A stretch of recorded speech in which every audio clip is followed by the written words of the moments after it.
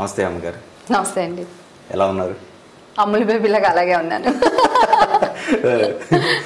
So అప్పటికిప్పటికి అంటే ఇంకా half century పూర్తవలేదండి. అప్పటికిప్పటికి అంటే ఇంకా హాఫ్ సెంచరీ పూర్తవలేదండి అంటున్నా. ముందుగా మీకు మొన్న మా ఏకగ్రీవంగా ఎన్నికయ్యారు జాయింట్ సెక్రటరీగా. సో మా తరపు నుంచి శుభాకాంక్షలు తెలియజేసుకుంటున్నాం. థ్యాంక్ యూ అండి, థ్యాంక్ యూ సో మచ్. ఆ రోజు లాగా మీరు కూడా, మీ నవ్వు కూడా అలానే ఉంటుంది. So sweet. నాకు నిజంగా రెడ్ రోజెస్ అంటే చాలా ఇష్టం. ఎలా ఉందండి అంటే వితౌట్ ఎలక్షన్ లేకుండా ఇప్పుడు ఈ ఎన్నిక కాబడటం ఎలా ఫీల్ అవుతున్నారు మీరు? అంటే ఎక్సైటింగ్ గానే ఉందండి. ఎన్నిక లేకుండా మేము గెలిచాము, మేము బాడీ ఫామ్ అయింది అనేది చాలా హ్యాపీగా ఉంది. ఏ గొడవలు లేకుండా ఒక 3 లక్షల రూపాయలు ఖర్చు మిగిలింది. ప్లస్ నేను వాళ్ళనో, అంటే నేననే కాదు వాళ్ళు నన్నో, నేను వాళ్ళనో, లేకపోతే ఇంకొకళ్ళనో అట్లా ఏ డిస్టర్బెన్స్ లేకుండా, మీడియాకి ఇన్కమ్ లేకుండా మాకు ఇన్కమ్ తగ్గి చాలా బాగా జరిగిందని నేను ఫీల్ అవుతున్నాను. Okay okay. యాక్చువల్గా లాస్ట్ మేము మురళీమోహన్ గారిది ఇంటర్వ్యూ చేసినప్పుడు కూడా మేము కోరుకుంది కూడా అదే. అంటే లాస్ట్ ఇయర్ జరిగినట్టుగా మళ్ళీ అలానే ఉంటుందా అండి, లేకపోతే సామరస్యంగా ఎన్నుకుంటారా నాయకుడు అని చెప్తే? లాస్ట్ ఇయర్ నాకు అర్థమైంది. లాస్ట్ టైం అట్లా జరగడం వల్లే కొన్ని మంచి కార్యక్రమాలు జరిగినాయి అనుకోవచ్చు కదండి. క్షీరసాగర మదనం జరిగితేనే ఆలాహలం వచ్చింది. ఆలాహలం వచ్చిన తర్వాత అమృతం విలువ తెలిసింది.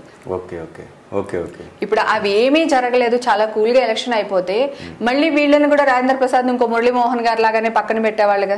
అసోసియేషన్ లో అందరూ ఏంటి మురళీమోహన్ గారే చేస్తున్నారు, మురళీమోహన్ గారే చేపిస్తున్నారు, మురళీమోహన్ గారు హేమతో మాట్లాడేస్తున్నారు. నిజానికి పాపం ఆయన ఏ రోజు నాకు ఫోన్ చేసి నువ్వు ఇలా మాట్లాడమ్మా అని కానీ, ఏ రోజు ఫోన్ చేసి ఇట్లా చేయని ఏ రోజు చెప్పలేదండి. ఆయన ఒక పెద్ద మనిషి, ఆయన ఒక రెస్పెక్ట్ ఇస్తున్నాను నేను. కాకపోతే ఆయన ఏమీ మా అసోసియేషన్ చేయలేదంటే హీరోలు అందరూ కోఆపరేట్ చేస్తే ఎవరైనా చేస్తారండి, కాదన్ను. ఇప్పుడు నేనంటే అది ఒక పెద్ద కాంట్రవర్సీ అయిపోద్ది. యాక్చువల్ గా రాజేంద్ర ప్రసాద్ మీ అందరికీ తెలుసు మీడియా త్రూ నేను ₹1 కోటి వేస్తాను అన్నారు. నేను అన్నాను సరే ఆ ₹1 కోటి ఇప్పుడే వేసేయండి, నేను యునానిమస్ గా మేము అందరం కలిసి మిమ్మల్ని ప్రెసిడెంట్ చేసేస్తాం అన్నాను. మీకు అందరికీ గుర్తుంటుంది, ఇదంతా మీడియాలో ఆన్లైన్ లో జరిగింది.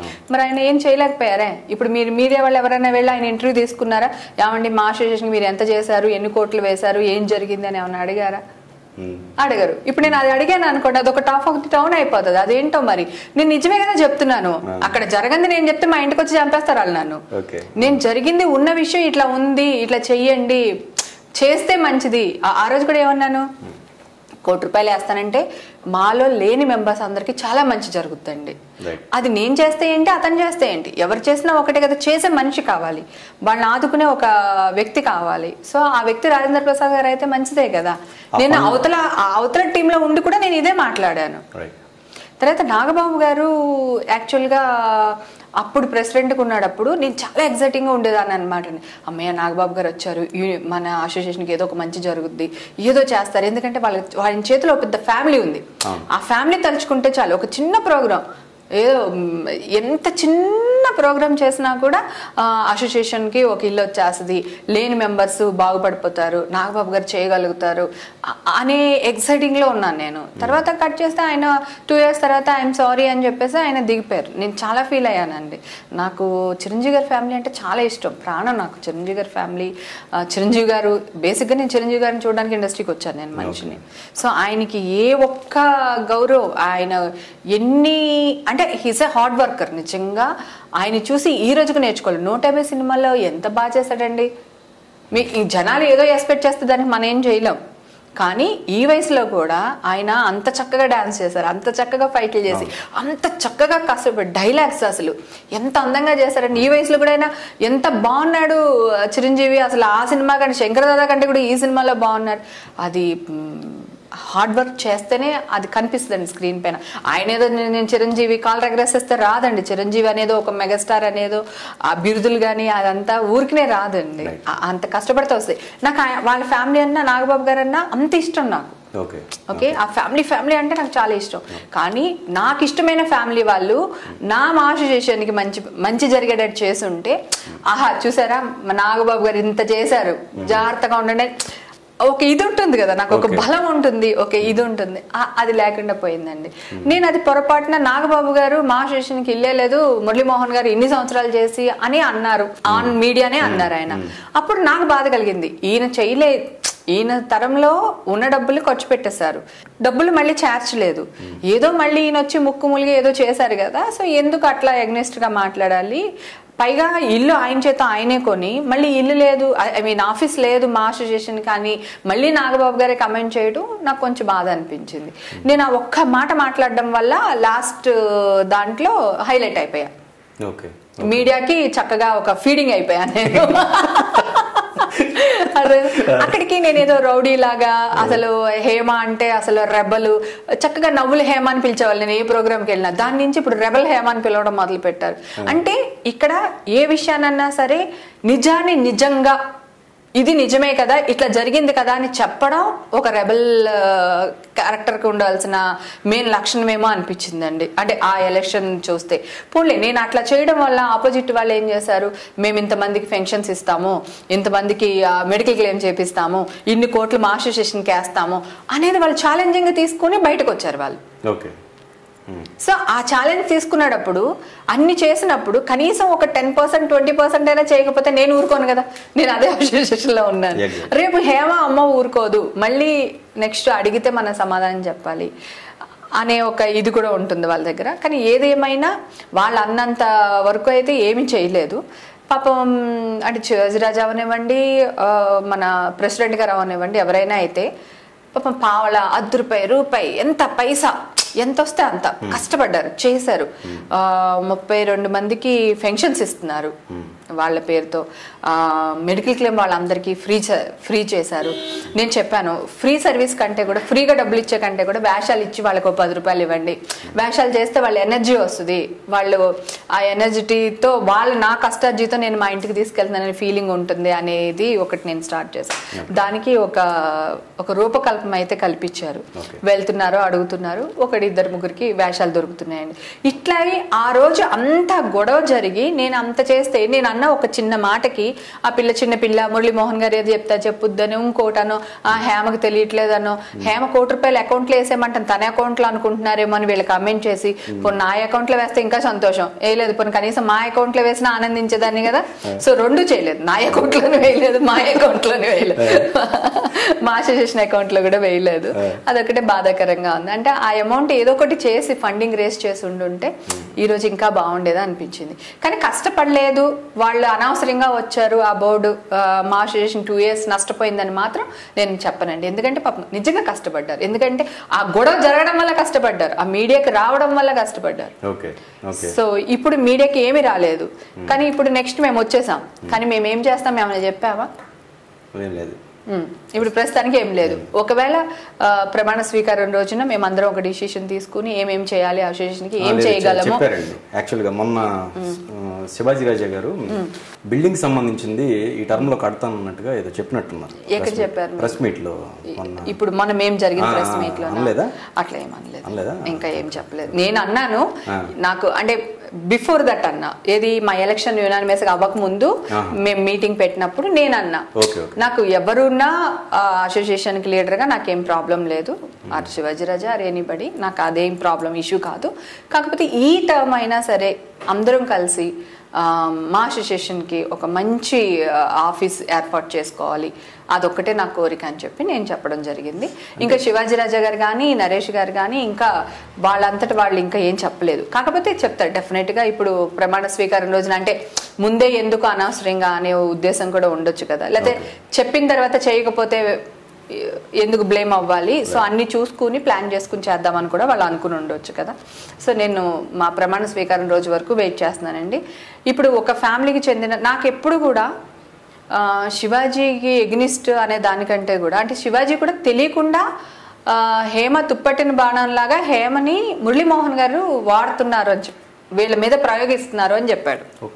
యాక్చువల్గా ఆ తుప్పట్టిన బాణం అనేది ఒక సెన్సర్ వర్డ్, ఓకే, అంతవరకే. నేను దానికోసమే ఇది చేశాను. అప్పుడు రాజేంద్ర ప్రసాద్ గారిని రా మెటీరియల్ ఒకటి పెట్టారు చూసారా, నేను వచ్చి కార్ ఆఫ్ చేయడం అదంతా పెట్టారు కదా నైట్. అదంతా ఏంటంటే ఒక రాజేంద్ర ప్రసాద్ గారు ప్రెసిడెంట్ అవ్వాలనుకుంటున్నారు. సో అలా అనుకున్నప్పుడు ఒక ఆడపిల్లని నేను టీవీ ఛానల్లో, సో ఆ అబ్బాయి అలా మాట్లాడుతుంటే నువ్వేం చేస్తున్నావు? యాజ్ ఏ ప్రెసిడెంట్గా ఖండించాలి కదా, శివాజీ అట్లా మాట్లాడకూడదు, సారీ చెప్పా అమ్మాయికి అని అనాలి. ఓకే సారీ అక్కర్లేదు, నాకు తెలియక ఆ వర్డ్ అన్నానండి, నాకు ఆ వర్డ్ సెన్సర్ వర్డ్ అని తెలియదు అన్నా కూడా అయిపోతుంది. సో మీడియా వాళ్ళు కూడా సో శివాజీ రాజా హేమని ఇట్లా అనడం వల్ల ఇట్లా ఆవిడ వచ్చింది అడిగింది అని ఏది లేదు, తలా లేదు తోక లేదు, వేసేసారు దాన్ని.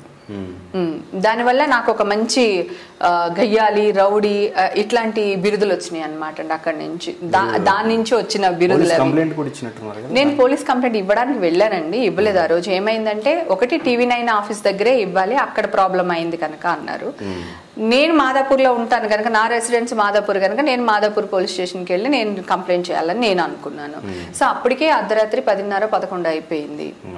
సో ఇంకా మనకి ఛానల్ వాళ్ళందరూ నా వెనకాల పడతా ఉన్నారు. సరే ఇంత వేడిలో కంటే కూడా ఆలోచించి పొద్దున్న డిసిషన్ తీసుకుందాం అని చెప్పేసి అది నేను వదిలేసాను అనమాట. అట్లా నేనేమంటున్నానంటే ఇప్పుడు ఆ రోజు నేను అడగబట్టేగా ఈ రోజు ఇంత జరిగింది. ఇందాక మీకు చెప్పాను క్షీరసాగర్ మాత్రం జరిగితేనే అమృతం పుట్టింది. సో ఇప్పుడు ఏమి జరగలేదు, మంచిది. ఇదొక అంటే అప్పుడు మేము తిన్నామో లేదో, మా అసోసియేషన్ గొప్పగా ఉందో లేదో ఎవరికి తెలియదు. అనవసరంగా ఫస్ట్ శివాజీ రాజా వాళ్ళు, రాజేంద్ర ప్రసాద్ గారు వాళ్ళు ముందు మీడియాకి వెళ్ళింది. నెక్స్ట్ డే మేము మీడియాకి వచ్చాం, జయసుధ గారి ప్యానెల్ మేమందరం వచ్చింది నెక్స్ట్ డే. సో అట్లా అయిపోయింది. మేమేంటంటే ఆ లేడీ కదా, ఫస్ట్ టైం ఒక లేడీ ప్రెసిడెంట్ అయితే బాగుంటుందేమో ఒకసారి ఆలోచించండి అన్నాం. సడన్గా రాజేంద్ర ప్రసాద్ అదేం కుదరదు అటు నేనే అన్నారు. సో ఇట్లా జరిగింది.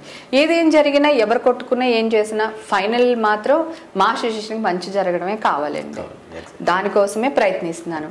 ఇప్పుడు ఒక పెద్ద హీరో వచ్చాడు, నేను ఫస్ట్ నేను చెప్తున్నాను మురళీమోహన్ గారి టీంలో ఉన్నప్పుడు చెప్పాను, లాస్ట్ టర్మ్లోనే చెప్పాను, ఇప్పుడు అదే చెప్తున్నానండి.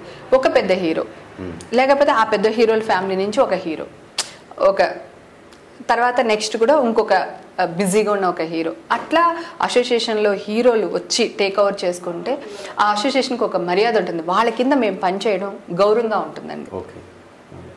నేను ఇంకొకరిని నేను కించపరచడానికో లేదంటే డిగ్రేడ్ చేయడానికి ఈ మాట చెప్పట్లేదండి.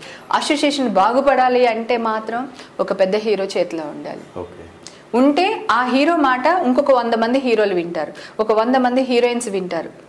ఇప్పుడు మనం ఫోన్ చేస్తే ఫోన్ ఎత్తుతారు, మాట్లాడతారు, బాబా అంటే సరే హేమా చేద్దామా అంటారు. అట్లానే ఉంటుంది తప్ప మనకి ఇంక్రిమెంట్ ఉండదు, దాన్ని డెవలప్మెంట్ కానీ ఏది ఉండదు. అదే కనుక ఒక నాగార్జున గారు ఫోన్ చేసి మాట్లాడారు, ఒక బాలకృష్ణ గారు మాట్లాడారు, ఒక చిరంజీవి గారు మాట్లాడారు, ఒక వెంకటేష్ బాబు మాట్లాడారు అంటే అక్కడ రెస్పాన్స్ వేరేగా ఉంటుంది. మీకు అర్థం అవుతుందండి. నాకు మాన అలా చూడాలని ఉంది. మా పెద్ద హీరోలు బోర్ అయిపోయాం లేదంటే మేము బిజీగా మా పనుల్లో ఉన్నామంటే కూడా మా హీరోలు ఇప్పుడు తమిళనాడులో ఉన్నారండి, విశాల్ గిశాల్ అందరూ టేక్ ఓవర్ చేశారు. అట్లనే మా హీరోలు ఎన్టీఆర్, మన చరణ్ బాబు వీళ్ళందరూ తీసుకుంటే, బన్నీ అందరూ తీసుకుంటే అసోసియేషన్కి ఒక గర్వం ఉంటుందండి. ఆ కళమ్మ తల్లికి ఒక ప్రౌడ్నెస్ ఉంటుంది. వాళ్ళ కింద మేము పనిచేయడం మాకు ప్రౌడ్గా ఉంటుంది. దానివల్ల మా అసోసియేషన్కి నిమిషాల్లో ఇల్లు వస్తుంది. యాక్చువల్గా మీకు ఆల్రెడీ ఆఫీస్ ఉంది కదా మేడం? ఆల్రెడీ ఆఫీస్ అంటే ఇప్పుడు ఉన్నది రెంటెడ్ అండి. నాగబాబు గారు కొన్నది ఒక డ్రైనేజ్. ఆయనకు కూడా పాపం తెలియక చేసిన పనే కానీ ఒక డ్రైనేజ్ అండి, ఫుల్ స్మెల్ వచ్చేస్తుంది అక్కడ. బిల్డర్ సరిగ్గా కన్స్ట్రక్షన్ కట్టలేదు. లోపల 25 lakhs పెట్టి ఇంటీరియర్ డెకరేషన్ చేపిస్తే వాటర్కి అబ్జర్వ్ అయిపోయి పెయింటింగ్ అంతా ఊడిపోయి నాశనం అయిపోయిందండి బిల్డింగ్. ఇప్పుడు ఎవరు 10,000 కూడా రెంట్ రావట్లేదండి మాకు అక్కడ. అంటే రెంట్కే ఎవరు రాలేకపోతే ఇంకా ఒక చిరంజీవి గారి రేంజ్ ఒక ఆర్టిస్ట్ అక్కడికి ఏం వస్తారు మా అసోసియేషన్ చెప్పండి. అట్లా ఉంది ఆ బిల్డింగ్. ఇంకా ఆ బిల్డింగ్ పరిస్థితి బాగాలేదు. సో దాని గురించి మనం డిస్కషన్ చేయడం కూడా వేస్ట్. నేనేమంటానంటే ఇప్పుడు చంద్రబాబు నాయుడు గారి దగ్గరికి వెళ్ళాలండి, ఒక రాయల్ ఉంటుంది. ఆ చిరంజీవి గారు, బాలకృష్ణ అలా ముందు నడిస్తే, మేము ఒక 50 మంది వెనకాల నడిస్తే ఒక అందం ఉంటుంది. వాళ్ళ దగ్గరికి వెళ్తే ఒక స్ట్రేచర్ ఉంటుంది.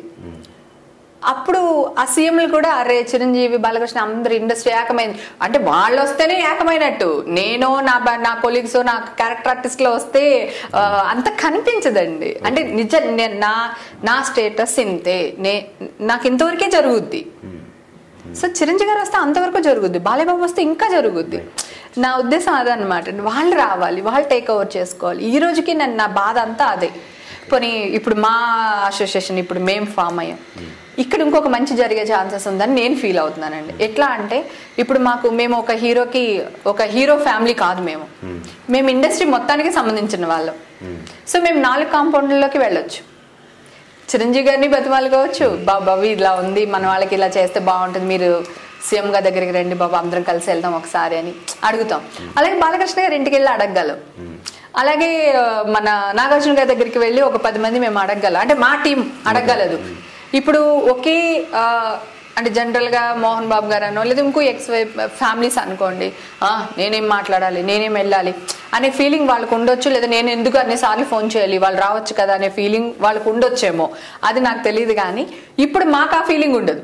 మేమందరం abnormal down to earth persons. Even Naresh గారు కూడా విజయ నిర్మల గారి కొడుకు కృష్ణ అని ఆయనకి ఆ బిల్డప్ ఉండదు, డౌన్ టు ఎర్త్ గా ఉంటాడు. సో మేమందరం కలిసి 4 ఏళ్ళకి 4 కాంపౌండ్స్కి వెళ్ళి 4 హీరోల్ని కలిపి మేము ఏదన్నా చేయగలమేమో అనే ఒక ఇంటెన్షన్ నాలో ఫామ్ అయిందండి. సో ఈ ఎలక్షన్ గెలవడం వల్ల అది యునానిమస్ గా, ఈ గొడవలు లేకుండా ప్రశాంతంగా సో బాగుంటుందని అనిపించింది. ఒక్కటి క్లారిటీ ఏంటంటే నేను ఏ రోజు తప్పు మాట్లాడలేదు, నేను ఉన్న మాటే మాట్లాడాను. ఉన్న మాట అంటే ఉలుకు పడ్డం అది అవతల వాళ్ళ తప్పు, కానీ ఉన్నది ఉన్నట్టు చేయడం అనేది నాకు ఇష్టం. దాన్ని ఉన్నది ఉన్నట్టు నేను మాట్లాడుతున్నాను కనుక దానికి మసిపూసి మారేడుకాయ చేయడం అనేది ఎంతవరకు న్యాయం అనేది ఛానల్ వాళ్ళు మీడియా వాళ్ళు ఆలోచించుకోవాలి. ఇట్లా మాట్లాడే వాళ్ళు ఉండడం కూడా కష్టమే కదా. నేను తప్పు చేయట్లేదు, అవతల వాళ్ళు తప్పు చేసినప్పుడు అడుగుతున్నాను. సో దానికి మీడియా వాళ్ళకి సపోర్ట్ ఇవ్వాలి, కానీ నేను ఒక గయ్యాలనో ఒక దెయ్యాన్నో అన్నట్టు చిత్రీకరించడం ఒకటే నాకు నచ్చలే. అంటే రాగా ప్రొడ్యూస్ చేయడం వల్ల ప్రతి మ్యాటర్ని కూడా అది వేరేలాగా వెళ్ళిపోయింది జనాలకి. అయ్యో హేమకి ఎందుకు, ఇండస్ట్రీ వాళ్ళు తొక్కేస్తారేమో, పాపం ఆ అమ్మాయి ఎందుకు అనే ఫీలింగ్ కలిగింది తప్ప జనాలకి అరే కరెక్టే కదా, హేమ మాట్లాడింది నిజమే కదా, అమ్మాయి నిజమే కదా చెప్పింది అనే ఫీలింగ్ ఎక్కడ కలగకుండా చేసేసారు. సో అప్పటి నుంచి నేను లాస్ట్ ఇయర్ నుంచి మీడియాలో నేను అసలు మీడియాని నేను వాడుకోవాలి కానీ నన్ను మీడియాని వాడుకోకూడదని డిసైడ్ అయిపోయాను. సో అందుకని అవన్నీ కొంచెం పక్కకు పెట్టాను అనమాట. అది మీరు 7th డిస్కంటిన్యూ చేసి అంటే 12th ఇయర్లోనే మీరు మెడ్రాస్ వెళ్ళారు. అంటే మీకు అక్కడ ఫిల్మ్ ఇండస్ట్రీలో వెళ్ళాలని మీకు ఎందుకు అనిపించింది? మా ఊర్లో కనకమహాలక్ష్మి రిగడింగ్ డాన్స్ ట్రూప్ అని ఒక సినిమా జరిగిందండి, పెద్ద వంశీ గారిది. అంతకుముందు నా చిన్నప్పుడు లేడీస్ టైలర్ జరిగింది. లేడీస్ టైలర్ జరిగినప్పుడు 5th 6th మధ్యలో ఉన్నాను. అంటే స్కూల్కి వెళ్ళడం, షూటింగ్కి వెళ్ళడం, ఫస్ట్ టైం చూడడం బాగా అనిపించింది. నాకు చిరంజీవి గారు అంటే చాలా పిచ్చి, ఆల్రెడీ ఇందాక కూడా చెప్పాను నేను. ఆయన కళ్ళు తిప్పి చూసినా నేను చాలా హ్యాపీగా ఫీల్ అయిపోతాను అనమాట. అంటే స్క్రీన్ పైన ఆయన డాన్స్ చెక్కలే, డైలాగ్ చెప్పక్కర్లే, ఊరికే చూసినా కూడా నాకు ఒక వైబ్రేషన్ వచ్చేస్తుంది అనమాట. చిన్నప్పటి నుంచి చిరంజీవి గారు అంటే అంత నరనాలకి ఎక్కేశారు ఆయన. తర్వాత మళ్ళీ అప్పుడు తెలీదు, కనక మహాలక్ష్మికి వచ్చినప్పటికి కొంచెం నా ఊహ తెలిసింది. నేను ఇప్పుడు 7th ఫైనల్ దీంట్లో ఉన్నప్పుడు షూటింగ్ జరుగుతూ ఉందండి. రోజు షూటింగ్కి వెళ్ళడం, మా ఇంటి పక్కన గోదావరిలోనే షూటింగ్ చేసేవాళ్ళు రాజోల్లో.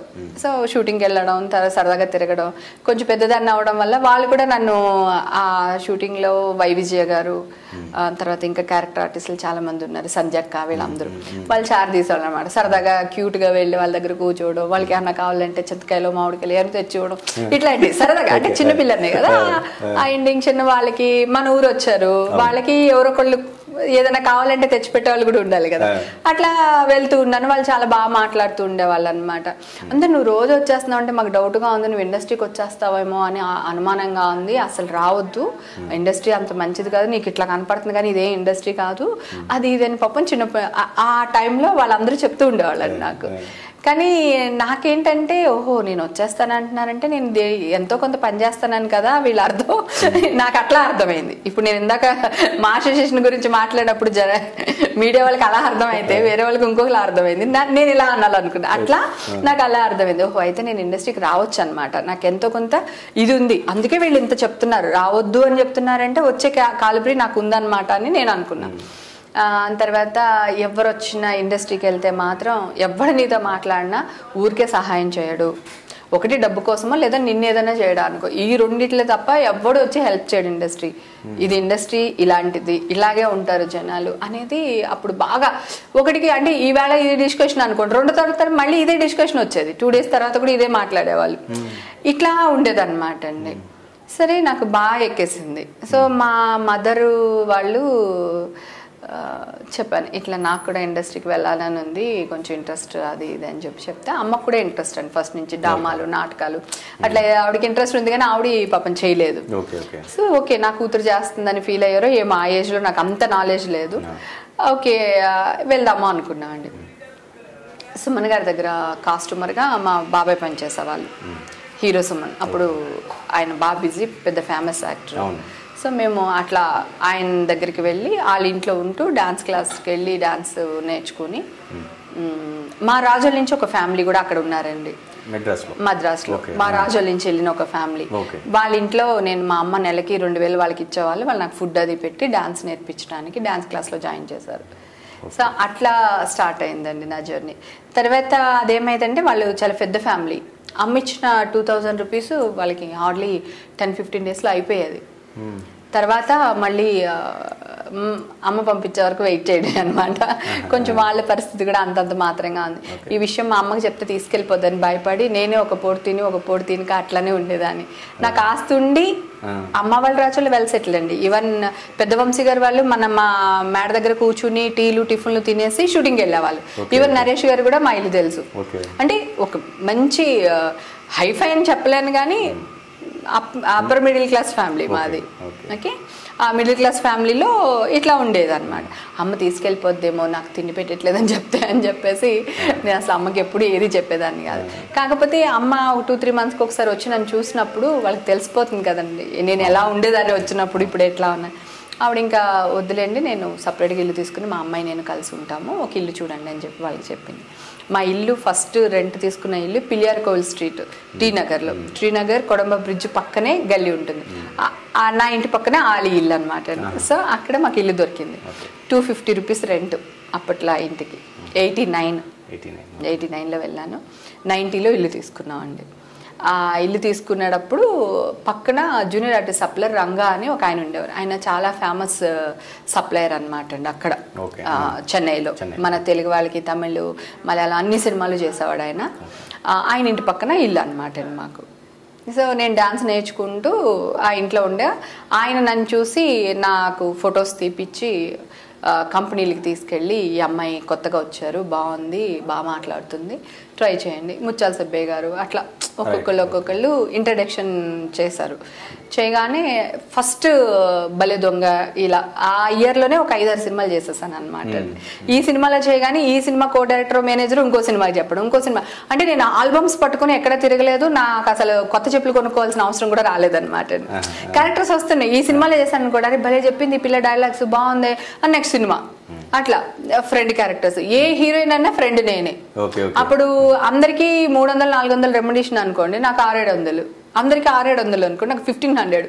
సో అట్లా పెరుగుకుంటూ వచ్చేసింది. రాధా, విజయశాంతి ఒక్కళ్ళు కాదండి, అందరికీ నేనే ఫ్రెండ్ అనమాట. ఆ తర్వాత కొన్ని రోజులకి అనిపించింది ఓకే ఫ్రెండ్ క్యారెక్టర్స్ కంటే కొంచెం గుర్తింపు ఉండేవి చేద్దాము, ఒక సిస్టరు, ఒక వదిన, ఒక అక్క అట్లా చేద్దాము అని డిసైడ్ అని. ఆ టైంలో ఈ చిన్న క్యారెక్టర్ స్టాప్ చేశాను. మన రామ్ గోపాల్ వర్మ గారు క్షణం ప్లాన్ చేస్తున్నారు. అప్పుడు ఆఫీస్కి పిలిచారనమాట అండి. ఆఫీస్కి వెళ్ళాం. వెళ్తే మేము చెప్పాము చిన్న క్యారెక్టర్స్ చేయమంటే ఏదైనా సెకండ్ హీరోయిన్, ఒక సిస్టర్ క్యారెక్టర్ అట్లాంటివి ఉంటే చేస్తామంటే శివనాగేశ్వరరావు గారు అన్నారు ఈ సినిమాలో క్షణంలో నువ్వే సెకండ్ హీరోయిన్వి, కంపల్సరీ చేయమ్మా, మంచి క్యారెక్టర్ అది ఇది అని చెప్పేశారు. నేను సెకండ్ హీరోయిన్ ఫీలింగ్లో నేను చేసేసాను ఆ సినిమా. ఆ సినిమా చూసిన తర్వాత ఆ సినిమాకి నేను ఫస్ట్ టైం ఫ్లైట్ ఎక్కానండి. అయితే ఆ సినిమాకి నేను ఫస్ట్ టైం ఫ్లైట్ ఎక్కాను అనమాట అండి. అప్పుడు ఫ్లైట్ టికెట్ వల్ల అమ్మ వద్దు నువ్వు రా అని చెప్పారు. సో ఫస్ట్ టైం నేను షూటింగ్కి మా అమ్మగారు లేకుండా వచ్చింది హైదరాబాద్. అంతకుముందు 2-3 షెడ్యూల్స్ అయినాయి, మదర్తో వచ్చాను, హ్యాపీగా ఉండింది, వెళ్ళిపోయాను. ఎప్పుడైతే ఫ్లైట్ ఎమర్జెన్సీ అంటే ఆవిడ సడన్గా వస్తున్నారు శ్రీదేవి గారు అని చెప్పేసి బొంబాయి నుంచి, అప్పటికప్పుడు నాకు ఫ్లైట్లో తీసుకొచ్చారనమాట నా సినిమాకి. అయితే షూటింగ్ చేస్తుంటే రామ్ గోపాల్ వర్మ గారు ఇలా చూస్తున్నారు కళ్ళు పెట్టుకుని. ఆల్రెడీ నేను మెంటల్గా ఫిక్స్ అయ్యాను, ఎవడైనా మన నుంచి ఏదో ఒకటి ఎక్స్పెక్ట్ చేయకుండా ఎవడు ఏది చేయడం. దీంట్లో సెకండ్ హీరోయిన్ క్యారెక్టర్ ఇచ్చాడంటే వీళ్ళేం ఎక్స్పెక్ట్ చేస్తున్నారు ఒక పక్కన మనసులో. ఎవ్వరూ నన్ను ఏం అనట్లేదు. కృష్ణవంశీ వీళ్ళందరూ చిన్నపిల్లలా చూస్తున్నారు. ఎందుకంటే నేను 7th డిస్కంటిన్యూ చేసి 13-14 years మధ్యలో క్షణక్షణం చేశానండి. నా వాయిస్ కానీ నా బాడీ లాంగ్వేజ్ కానీ తెలిసిపోతుంది. ఇప్పుడు మా అమ్మాయికి 15 years అండి, 10th చదువుతుంది. నా హైట్ నా పర్సనాలిటీ ఇద్దరిది మొత్తం చెప్పుల సైజ్ నుంచి అన్ని ఒకటే అనమాట. ఇంకా సో నేను ఆ టైంలో అట్లానే ఉండేదాన్ని, హైట్ పర్సనాలిటీ అనమాట. అయితే ఇంకా ఆయన అలా చూస్తే ఏడ్చేసాను. నేను వెళ్ళిపోయి వెనక్కి ఈ సీట్లోంచి లేచిపోయి వెనక్కి వెళ్ళిపోయి నేను చేయని ఈ సినిమా నేను వెళ్ళిపోతాను, మా అమ్మ కావాలి అని శివరాజు గారు పిలిచి, పిచ్చిదానా ఇప్పుడు నువ్వు లేవు కదా సీట్లో, అయినా సరే ఆయన అక్కడే చూసి అనుకుంటున్నాడు, ఆయన ఏదో ఆలోచించుకుంటాడు తప్ప నీ గురించి కదా తల్లి, నీకు దండం పెడతాను గమ్మునుండు అని మళ్ళీ చేయించాను.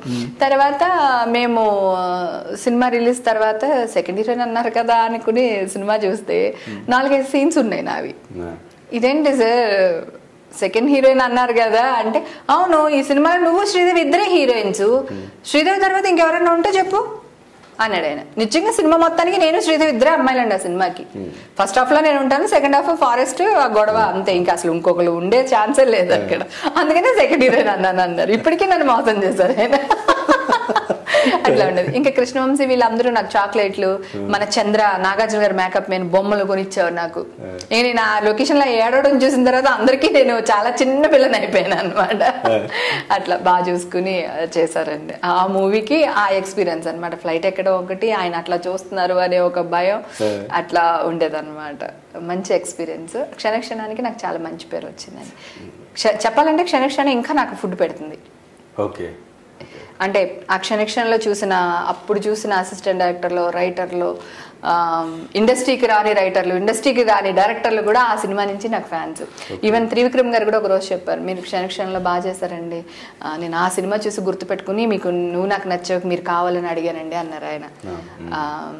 సో అంత అంటే ఆ సినిమా చూసి త్రివిక్రమ్ గారు మనకు వేషాలు ఇచ్చారు, త్రివిక్రమ్ గారి వేషాలు చూసి ఇండస్ట్రీ వేషాలు ఇచ్చింది. సో అట్లా జరిగింది. సో ఇంకా క్షణక్షణం ఫాలో అవుతూనే ఉంది నన్ను. మీరు అంటే చాలా చిన్న ఏజ్లో ఇక్కడ అంటే మన లాంగ్వేజ్ కాదు, సో అనదర్ వేరే స్టేట్కి వెళ్ళి అక్కడ వేరే అంటే ఇండస్ట్రీ పరంగా కొంచెం ఇలా ఉంటుంది అలా ఉంటుంది అనే కొన్ని కామెంట్స్ కూడా వస్తుంటాయి. కామెంట్స్ ఏం కాదండి, ఉంటాయి. అయితే ఎలా మీరు అంత చిన్న ఏజ్ లో ఈ కష్టాలు బాధలు అనుభవించారా? మా అమ్మ కూడా నాలాగేనండి, మంచి రౌడీ. మీ భాషలో ఇప్పుడు నాకు ఇచ్చిన టైటిల్, నాకు ఇప్పుడు దాకా నవ్వుల హేమ ఉంది, ఈ ఎలక్షన్ తర్వాత ఈ ట్యాగ్ లైన్ స్టార్ట్ అయింది కదా. సో అసలు మా మదర్ దగ్గరకు వచ్చి ఎవరు మాట్లాడేవాళ్ళు కాదు. పైగా ఏంటంటే అప్పట్లో ఏంటంటే అంత వెల్ సెటిల్ ఫ్యామిలీస్ అట్లా ఇండస్ట్రీకి వెళ్ళేవాళ్ళు కాదు. కొంచెం అంత ఇంత లేకుండా కొంచెం ఏదో కష్టపడుతూ ఉన్న వాళ్ళు వెళ్ళేవాళ్ళు. వాళ్ళకి ఒకటి కావాలి, ఇండస్ట్రీకి ఇంకొకటి కావాలి. సో అట్లా జరిగిందే తప్ప ఇండస్ట్రీ ఎవరు మీ పీకి మీద కత్తి పెట్టే నువ్వు అని ఎవ్వడు అడగడు, ఎప్పటికీ అంత ధైర్యం లేదు. ప్లస్ మన బిహేవియర్ మీద కూడా కొంత ఆధారపడి ఉంటుందండి. నేను మా ఊరి నుంచి వెళ్ళాను, నాది ఒక చిన్న పల్లెటూరు. వెళ్ళారురా తల్లి కూతురు ఇద్దరు బాగా అయింది తిరిగి వచ్చారు అని పేరు తెచ్చుకోకూడదని మనసులో ఉండిందండి. మాదొక తెలుసు కదా మీకు విలేజ్ అంటే ఎట్లా ఉంటుంది.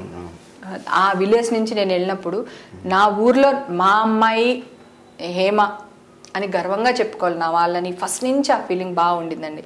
అందుకే నేను ఎవరితోని లవ్వులు గివ్వులు పడలేదు, కార్లు కొనలేదు. అప్పట్లో చెప్తున్నాను నేను, మీకు అర్థమైందండి. ఆ రోజుల్లో ఏంటంటే మనం హీరోయిన్గా ట్రై చేయలేదు. మెయిన్ బేసిక్గా నేను వచ్చిన క్యారెక్టర్ వచ్చినట్టు చేసుకుంటే వెళ్ళిపోతున్నా, బిజీగా ఉన్నాను.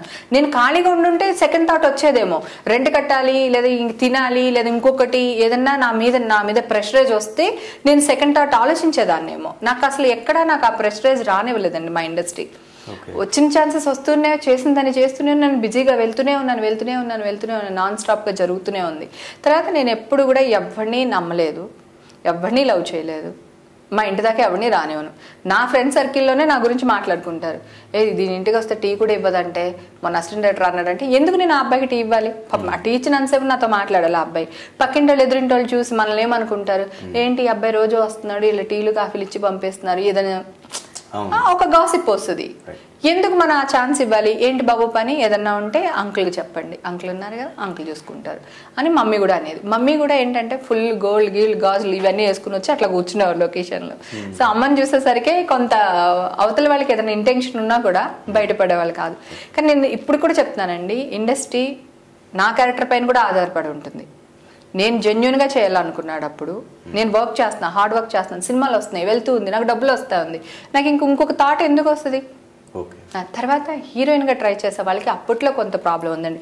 నేను ఇప్పుడు ఇండస్ట్రీ గురించి మాట్లాడి, ఇప్పుడు ఎడ్యుకేటెడ్ డైరెక్టర్స్ వచ్చారు, రైటర్స్ వచ్చారు, ప్రొడ్యూసర్స్ వచ్చారు, అందరూ వెల్ ఎడ్యుకేటెడ్, అలాగే హీరోయిన్స్ ఎడ్యుకేటెడ్, హీరోలు ఎడ్యుకేటెడ్ హీరోలు వచ్చారు.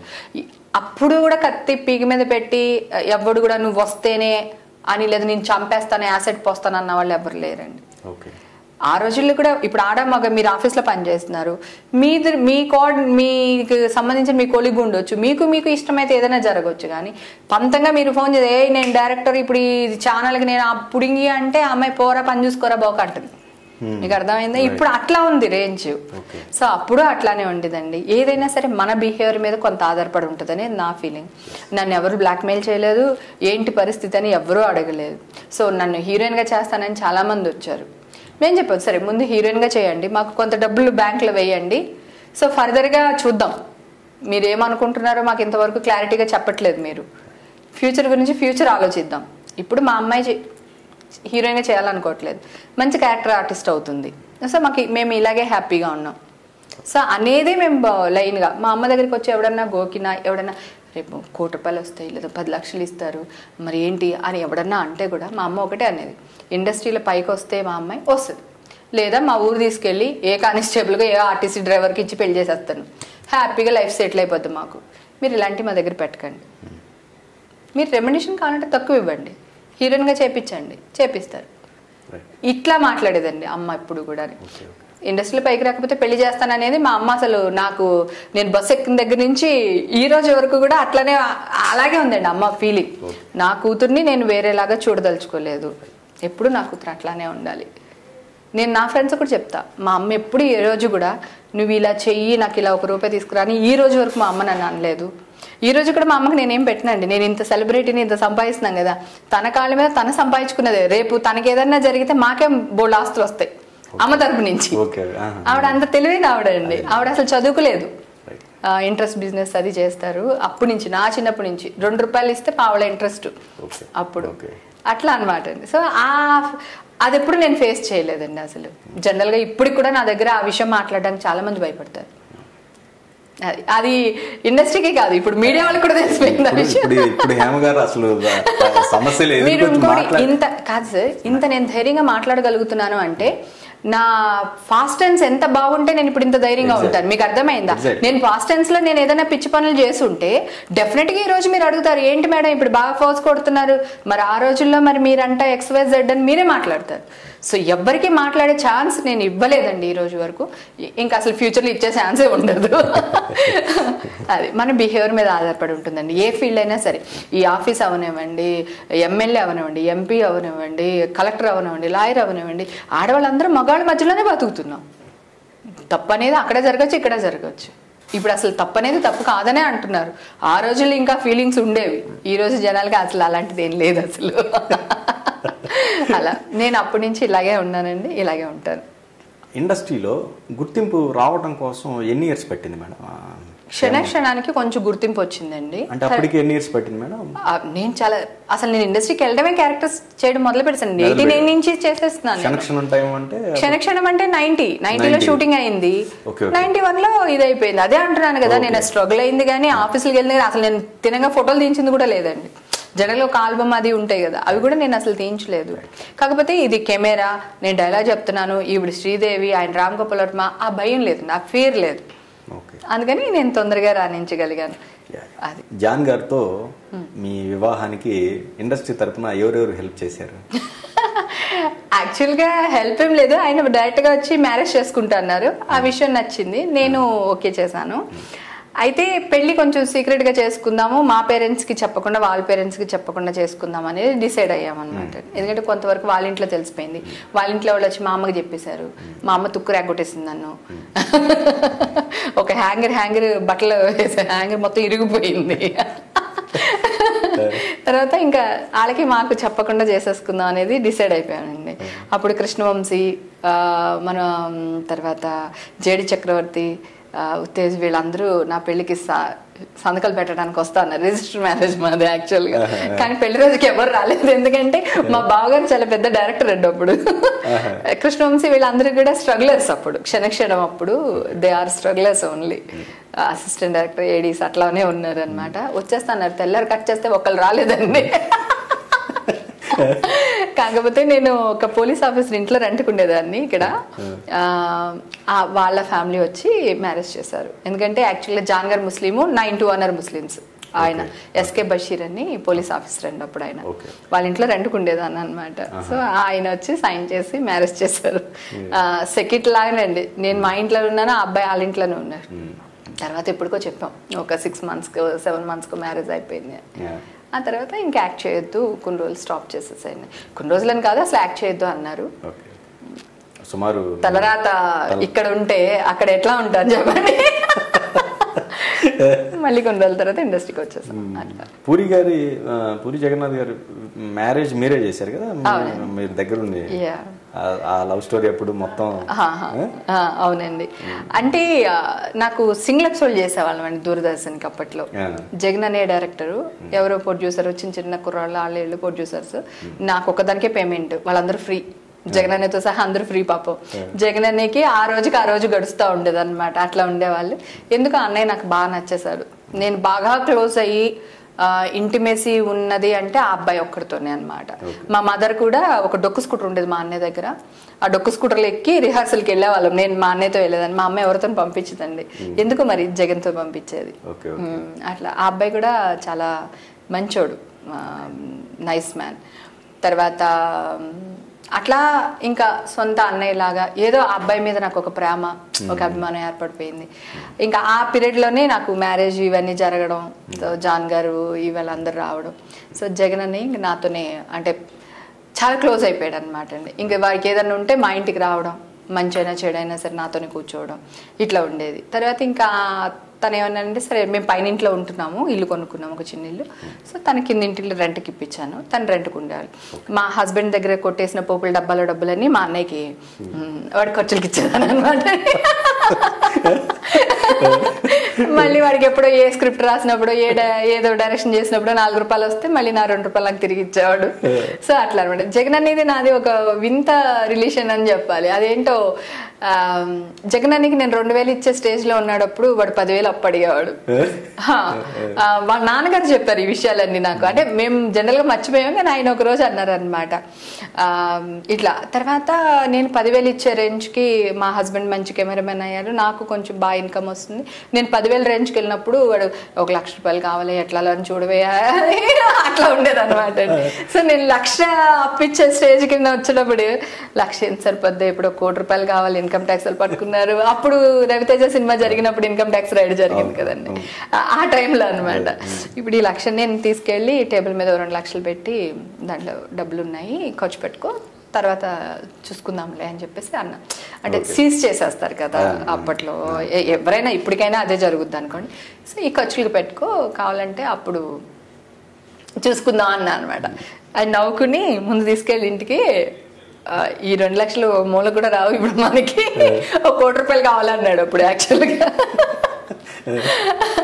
అలా నేను 10 లక్షలు కావాలని 10 లక్షలు నేను ఇచ్చే స్టేజ్కి వెళ్ళేటప్పటికి అన్నయ్యకి కోట్లలో కావాల్సి వచ్చింది. ఒకరోజు మా నాన్న జగన్ వాళ్ళ ఫాదర్ అన్నారు అనమాట, నువ్వు ఎప్పుడు ఇచ్చే రేంజ్లోనే ఉన్నావే, మీ అన్నయ్య ఎప్పుడు తీసుకునే రేంజ్లోనే ఉన్నాడు, ఇది మారేటట్లేదు అంటున్నారు. ఆయన అప్పుడు అనిపించింది, అరే నిజమే కదా అని చెప్పేసి. ఆ తర్వాత ఒక అమ్మాయిని సడన్గా తీసుకొచ్చారండి. అప్పటికి నేను యాక్ట్ చేయట్లేదు, ఓన్లీ మా హస్బెండ్ దానిపైన మేము బతుకుతున్నాం. మా హస్బెండ్ దాంట్లోనే వీళ్ళని కూడా బతికిచ్చేస్తున్నా. అంటే వంట చేసి పెట్టేయడం, కూరలు పంపించేయడం, తినతో పాటు అన్నయ్యతో పాటు వాళ్ళ తమ్ముళ్ళు ఉండేవాళ్ళు, ఎవరో ఒక అసిస్టెంట్ డైరెక్టర్ ఉండేవాళ్ళు, లేదా ఎవరో ప్రొడ్యూసర్ వచ్చుండేవాళ్ళు. ఇంకా తప్పదు, మా ఆయన అంతా సంవత్సరం ఇట్లా సర్దేస్తుండేదాన్ని అనమాట వీళ్ళకి. కృష్ణుడు, తర్వాత 1-2 సార్లు తను కూడా విలన్ క్యారెక్టర్ వేస్తాడు జగన్ దాంట్లో. అయ్యో సుబ్బరాజ్, సారీ మా సుబ్బరాజ్ బాబు, తను వీళ్ళందరూ కూడా అనమాట అండి గ్యాంగ్. ఇట్లా ఉండేది.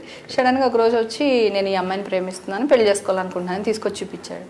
పెళ్ళ నీకే అంటే ఇప్పుడు ఎలాగా ఏంటి అది ఇది అన్నా అనేసరికి సరే కొన్ని రోజులు వెయిట్ చేయమ్మా. ఈ లోపల జగన్ అన్నకి ఒక సీరియల్ స్టార్ట్ అయిందండి. ఝాన్సీ, నాయుడు వీళ్ళందరూ సీరియల్ యాక్ట్ చేస్తున్నారు, నేను యాక్ట్ చేయట్లేదు యాక్చువల్గా. సో అయితే ఇంకా ఆ అమ్మాయి రావడం, అమ్మ నాన్న ఇంట్లో ఫోర్స్ చేస్తున్నారు, వేరే పెళ్లి చేస్తున్నారు అంటాం, ఆ అమ్మాయి ఆడవడం, ఇట్లాంటి కార్యక్రమాలు జరిగినాయి అనమాట. ఇంకేం చేస్తాం, సరే చెలో పెళ్లి చేసేద్దాం, లేకపోతే ఇంకొకరితో పెళ్లి అయిపోద్ది అమ్మాయికి అని డిసైడ్ అయిపోయాడు. ఇంక పెళ్లి సెట్ చేసాం.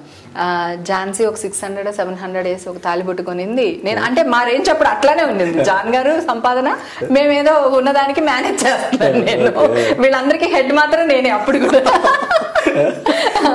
సో అప్పుడు మళ్ళీ మా జగనన్నయ్య జోబులో పెళ్లి కొడుకు కనీసం 500 లేకపోతే బాగుండదని ఒక 500 నేను పెట్టి ఆ సూత్రాలు వాళ్ళకొని మెట్లు ఇంకోలుకొని ఇట్లా ఒక పెళ్లి అరేంజ్ చేసేసి అందరూ తలగొరప వేసుకుని పెళ్లి అరేంజ్ చేసాం. ఫైనల్ గా వస్తే పెళ్లి కూతురు తాలూకు తల్లిదండ్రులు లేరు. ఇక నేను మా ఆయన అమ్మాయికి అమ్మ నాన్న అయ్యి పేట్ల మీద కూర్చుని మా జగనన్నకి కాళ్ళు కడిగి కన్యాదానం కూడా మేమే చేసామండి, మా ఆయన నేను. అప్పటికి మాకు పెళ్ళే 1 year 1.5 year అవుతుంది. అప్పటికి ఇప్పుడు జగన్కి నేను సిస్టర్ తో పాటు అత్తను కూడా అయిపోయింది అనమాట ఆ పెళ్లితో. అట్లా జరిగింది. తర్వాత మెల్లిమెల్లిగా జగనన్నయ్య అమ్మాయి వచ్చిన వేళ విశేషం అంత బాగుంది. మెల్లిమెల్లిగా సినిమాలు రావడం, సినిమాని ఎంత వచ్చినా మా అన్నయ్య ఇంకా లోతు బడ్జెట్ లోనే ఉంటున్నాడు, ఆ బడ్జెట్ దాటట్లేదు, అదొకటే నా బాధ. అలా జరిగిందండి. చాలా ఎఫెక్షన్గా ఉండేవాళ్ళు అందరూని. ఆకలి ఉన్నప్పుడు అందరినీ మనుషుల్ని దగ్గర చేస్తుంది, కడుపు నిండిన తర్వాత అందరినీ దూరం చేసేస్తుంది. అట్లాగా బాగుండేది అప్పుడు. ఆ రూపాయి ఉన్నా 10 రూపాయి ఉన్నా. సో మా అన్నయ్యని ఒక బీరువా కొనిపెట్టమన్నాను అప్పుడు, చిన్న బీరువా, బొమ్మ బీరువా అనమాట. మేము ఇద్దరం ఒకటే సూపర్ అక్కడికి వెళ్ళి సరుకులు తెచ్చుకునే వాళ్ళం. అప్పుడు ఒక బీరువా చిన్నది బాగుందని అది కావాలి అంటే, ఎందుకంటే నేను పెద్ద బీరువా కొనిపెడతాను నీకు అన్నాడు. తర్వాత ఫస్ట్ సినిమా డైరెక్షన్ చేసినప్పుడు ఒక బీరువా కొనిపెట్టాను, నాకు 5,000-6,000 పెట్టి. ఆ బీరువా ఇంకా రాజోళ్ళు అట్లానే పెట్టి ఉంచాను. తర్వాత ఒక బర్త్డేకి ఒక డిన్నర్ సెట్ కొని ఇచ్చాడు మా అన్నయ్య, వాడి జ్ఞాపకంగా ఇంకా ఉందండి అది. అంటే జగన్ అన్నయ్యకి ఎంతవరకు నా మీద ఫీలింగ్ ఉంది, ఎఫెక్షన్ ఉందో అనేది పక్కన పెడితే నాకు మాత్రం తన మీద ఎఫెక్షన్ ఉంది. అది ఎందుకు ఫస్ట్ నుంచి ఏర్పడింది అట్లా. అలాగే వాళ్ళ ఆవిడ కూడా చాలా మంచిది. అందరూ ఇప్పుడు కూడా నా మాట అండి, అక్కడికి వెళ్ళి మా అన్నయ్యని నేను ఇప్పుడు కూడా నేనే కమెంట్ చేస్తాను తప్ప మా అన్నయ్య అసలు ఏదే అన్నాడు. ఇప్పుడు కూడా నువ్వు తప్ప ఎవరు తిడతారే, నువ్వు తప్ప నన్ను ఎవరు కొడతారు చెప్పు, నీకే రైట్స్ ఉన్నాయి కానీ అంటాడు. సో అట్లా అంత బాగా చూసుకుంటారు అనమాట. మీకు అప్పట్లో ఒక అతను SMS-లు హెరాస్ చేసేవాళ్ళు, సో అలాంటివి మీరు ఇండస్ట్రీ తరపున ఏదైనా ఫేస్ చేశారండి? లేదండి, అంత ధైర్యం ఎవరికి ఉందండి. పాపం వాడికి కూడా తెలియక అమాయకుడు కానీ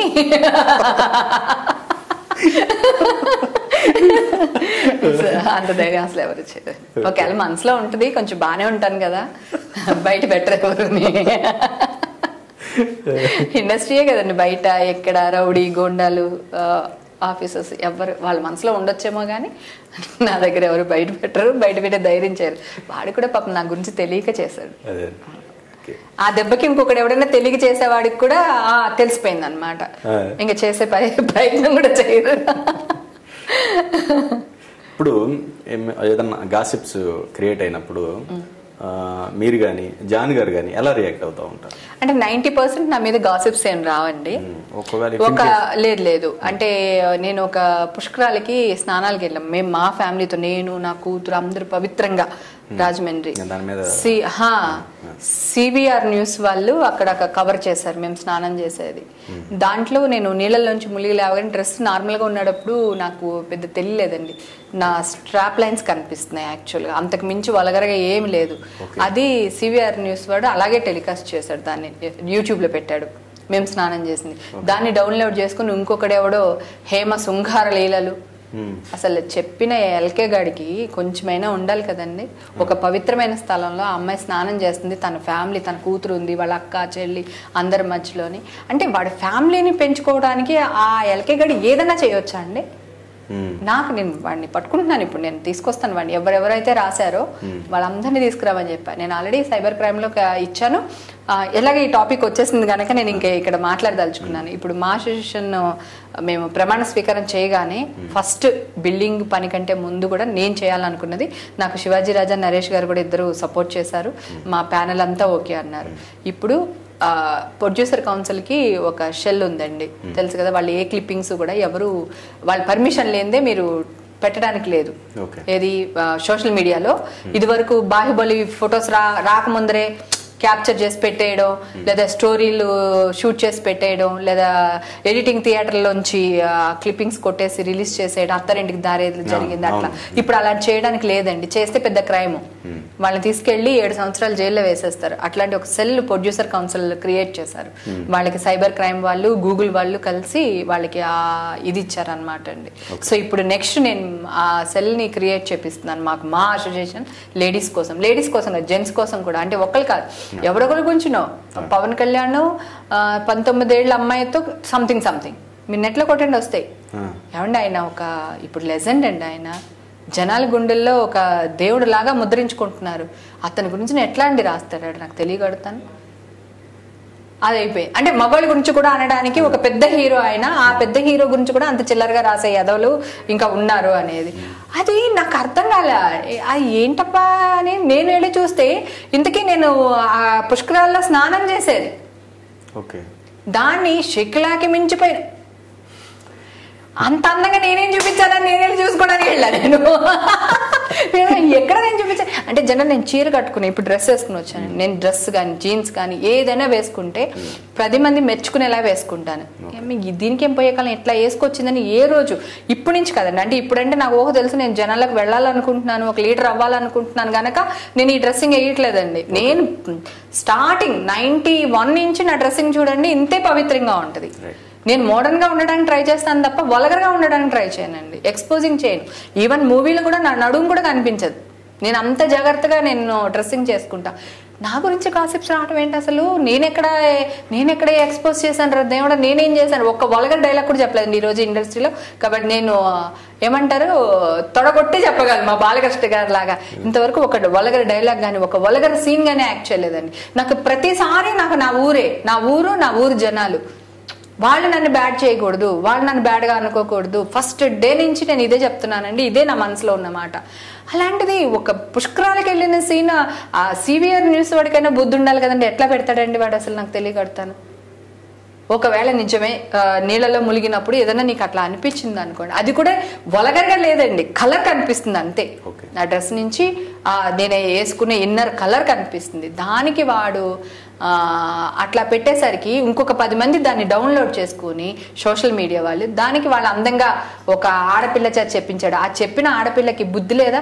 ఆడిచ్చే 200-300కి డబ్బింగ్ చెప్పుద్ది. అది ఆ గాడిదకైనా బుద్ధి ఉండాలిగా. ఏంటండి పాపం ఆవిడ ఏం చేశారని మీరు చెప్తున్నారు, నేను దీనికి వాయిస్ ఓవర్ ఇవ్వడం అవసరమా అని ఆ లేడీ అన్న అడగాలి కదా. నేను ఆ పరిస్థితులు ఉంటే డెఫినెట్గా అడుగుతాను. డైరెక్టర్తో ప్రొడ్యూసర్తో కూడా గొడవ పెడతా.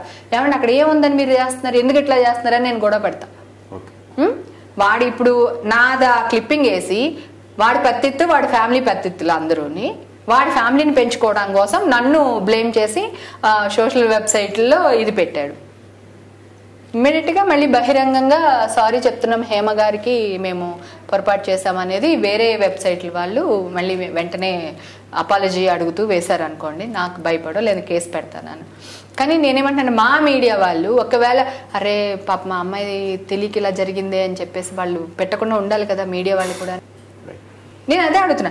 ఇప్పుడు మా కోఆర్ట్ XYZ ఎంతమందిని స్కోరింగ్ పలానా అమ్మాయి ఇక్కడ దొరికింది, పలానా ఆవిడ అక్కడ దొరికింది వేసేస్తారు. దానివల్ల ఏంటి మీకు వచ్చిన లాభం?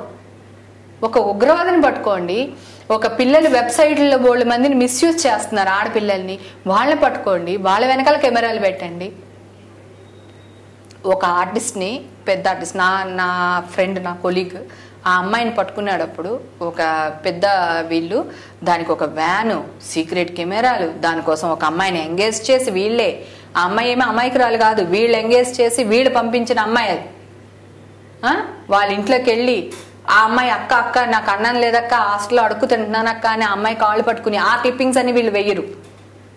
కరెక్ట్గా సరే ఈ అమ్మాయి పాపం సరే ఏదో ఇబ్బందుల్లో ఉందిలే అని ఈ అమ్మాయి ఏదైనా చేసింది దాన్ని హైలైట్ చేసి చూపించడం. అసలు నిన్నెవరు పంపించమన్నారు ఆ అమ్మాయి దగ్గరికి? పాపం ఆ అమ్మాయి తప్పు దొరికిపోయాను గనక ఆ అమ్మాయి గట్టిగా మాట్లాడలేకపోయింది. మీకు అర్థమవుతుందా? లేకపోతే అసలు వాళ్ళు ఎవరండి మీడియా వాళ్ళు? ఒకళ్ళ ఇంటికి పిచ్చి ఆ అమ్మాయిని వీళ్ళు క్రియేట్ చేసే అమ్మాయిని వీళ్ళ అమ్మాయికి డబ్బులు ఇచ్చి ఆ అమ్మాయి వెళ్ళి ఓపెన్ గా నాకు ఇది కావాలి, నేను ఇలా బతకాలి, నాకు ఇది లేదు అది లేదని అడిగిపిచ్చి ఇది సరే అది పక్కన పెట్టండి. ఒక హీరోయిన్ పాప చేయలేకపోయింది, ఇండస్ట్రీలో రాలేదు, తన ఫ్యామిలీ కోసం ఎక్కడో ఏదో తప్పు చేస్తుంది, అది ఇల్లీగలే. నేను ఆ అమ్మాయికి సపోర్ట్ చేయట్లేదు, ఇల్లీగల్ పనులు చేయండి అని ఎంకరేజ్ చేయట్లేదు, తప్పే. కానీ ఒక ఆడపిల్ల అంత హీరోయిన్ స్టేచర్లో ఉండి ఒక తప్పు చేస్తుంది అంటే, అమ్మ మాట్లాడుతుందంటే దాని వెనకాల వాళ్ళ ఫ్యామిలీని పెంచుకోవడం కోసమే కదా. అది తప్పు, క్రైము. నువ్వు టీవీలు పెట్టి ఆ అమ్మాయిని పట్టుకుని నువ్వు ఇండస్ట్రీ మొత్తానికి, దేశాన్ని మొత్తానికి చూపిస్తావు. మరి మా ఇష్టం లేకుండా, మా ఆర్టిస్టుల ఇష్టం లేకుండా నువ్వు ఫోటోలు మార్ఫింగ్ చేసి ఫేస్బుక్లో పెట్టి, లేదంటే ఒక దీన్ని క్రియేట్ చేసి వెబ్సైట్లో మమ్మల్ని వాడుకొని వాడి పెళ్ళం బిడ్డల్ని పోషించుకున్న వాళ్ళు కొన్ని లక్షల మంది ఉన్నారు, కొన్ని వేల సోషల్ మీడియా వెబ్సైట్లు ఉన్నాయి. ఈవేళ నేను ఆ ఒక్కదానికి వెళ్తే నాకు కొన్ని వందల ఆర్టిస్టులు కనిపించారండి. అందరూ మార్ఫింగ్, హీరోయిన్స్, వాళ్ళ అక్కల చెల్లుళ్ళ, ఒక పెద్ద ఫ్యామిలీ అమ్మాయిలా, అసలు ఏమీ లేదండి. అసలు వాడి ఫ్యామిలీని పెంచుకోవడానికే ఇవన్నీ చేస్తున్నాడు. సో నేను దాని మీద ఫైట్ చేస్తాను, ఆ సెల్ఫ్ క్రియేట్ చేపిస్తున్నాను. నేను స్వాతి లక్కర్ మేడం కదా, ఆవిడతో మాట్లాడొచ్చాను, ఏసీబీ గారితో మాట్లాడాను, ఎస్ఐతో మాట్లాడాను, అన్నీ జరుగుతుందండి, వర్క్ జరుగుతుంది మొత్తం సోషల్ మీడియా మీద. మొత్తం అందరూ సోషల్ మీడియాలో ఎవరైనా సరే ఒక అమ్మాయి గురించి ఒక అక్షరం తప్పు రాద్దామనే ధైర్యం కూడా నా కొడుకులకి రాకూడదు. అది చేసిన తర్వాత నేను అప్పుడు గొప్పగా నా వెబ్సైట్ గురించి నేను చెప్పుకుంటా. ఇప్పుడు నేను ప్రయత్నం మాత్రమే చేస్తున్నాను. దీంట్లో నాకు ఎంతమంది అడ్డొస్తారో నాకు తెలియదు. ఒక్కడిని పట్టుకొని స్టేషన్ లాక్ రావడానికి నాకు 4 ఫోన్స్ వచ్చినాయి. ఏపీ సీఎం క్యాంపస్ ఆఫీస్ నుంచి కూడా ఒకళ్ళు ఫోన్ చేసి, మేడం తెలియక ఏదో పిల్లోడు అట్లా ఏదో చేశాడు, ఎందుకులేండి మేడం అన్న వాళ్ళు కూడా అన్నారు. నేను అన్నాను, మీరు ఏం జరిగిందో తెలుసా సార్ మీకు అని అడిగా. లేదమ్మా అన్నారు. ఒకసారి చూడండి సార్ వాళ్ళు ఏం చేస్తున్నారు, ఆ వెబ్సైట్ ఏం చేస్తున్నారు ఒకసారి చూడండి, చూసి మీరు మాట్లాడండి సార్ నాతోని. అప్పుడు కూడా మీరు ఇదే మాట మాట్లాడితే చలో సార్ అలాగే చేద్దామని. నన్ను బ్లాక్మెయిల్ చేయలేదు ఆయన, నన్ను బెదిరించలేదు. నేను ఇట్లా చేసేస్తున్నామని బెదిరింపు కాల్స్ ఏమి రాలే నాకు.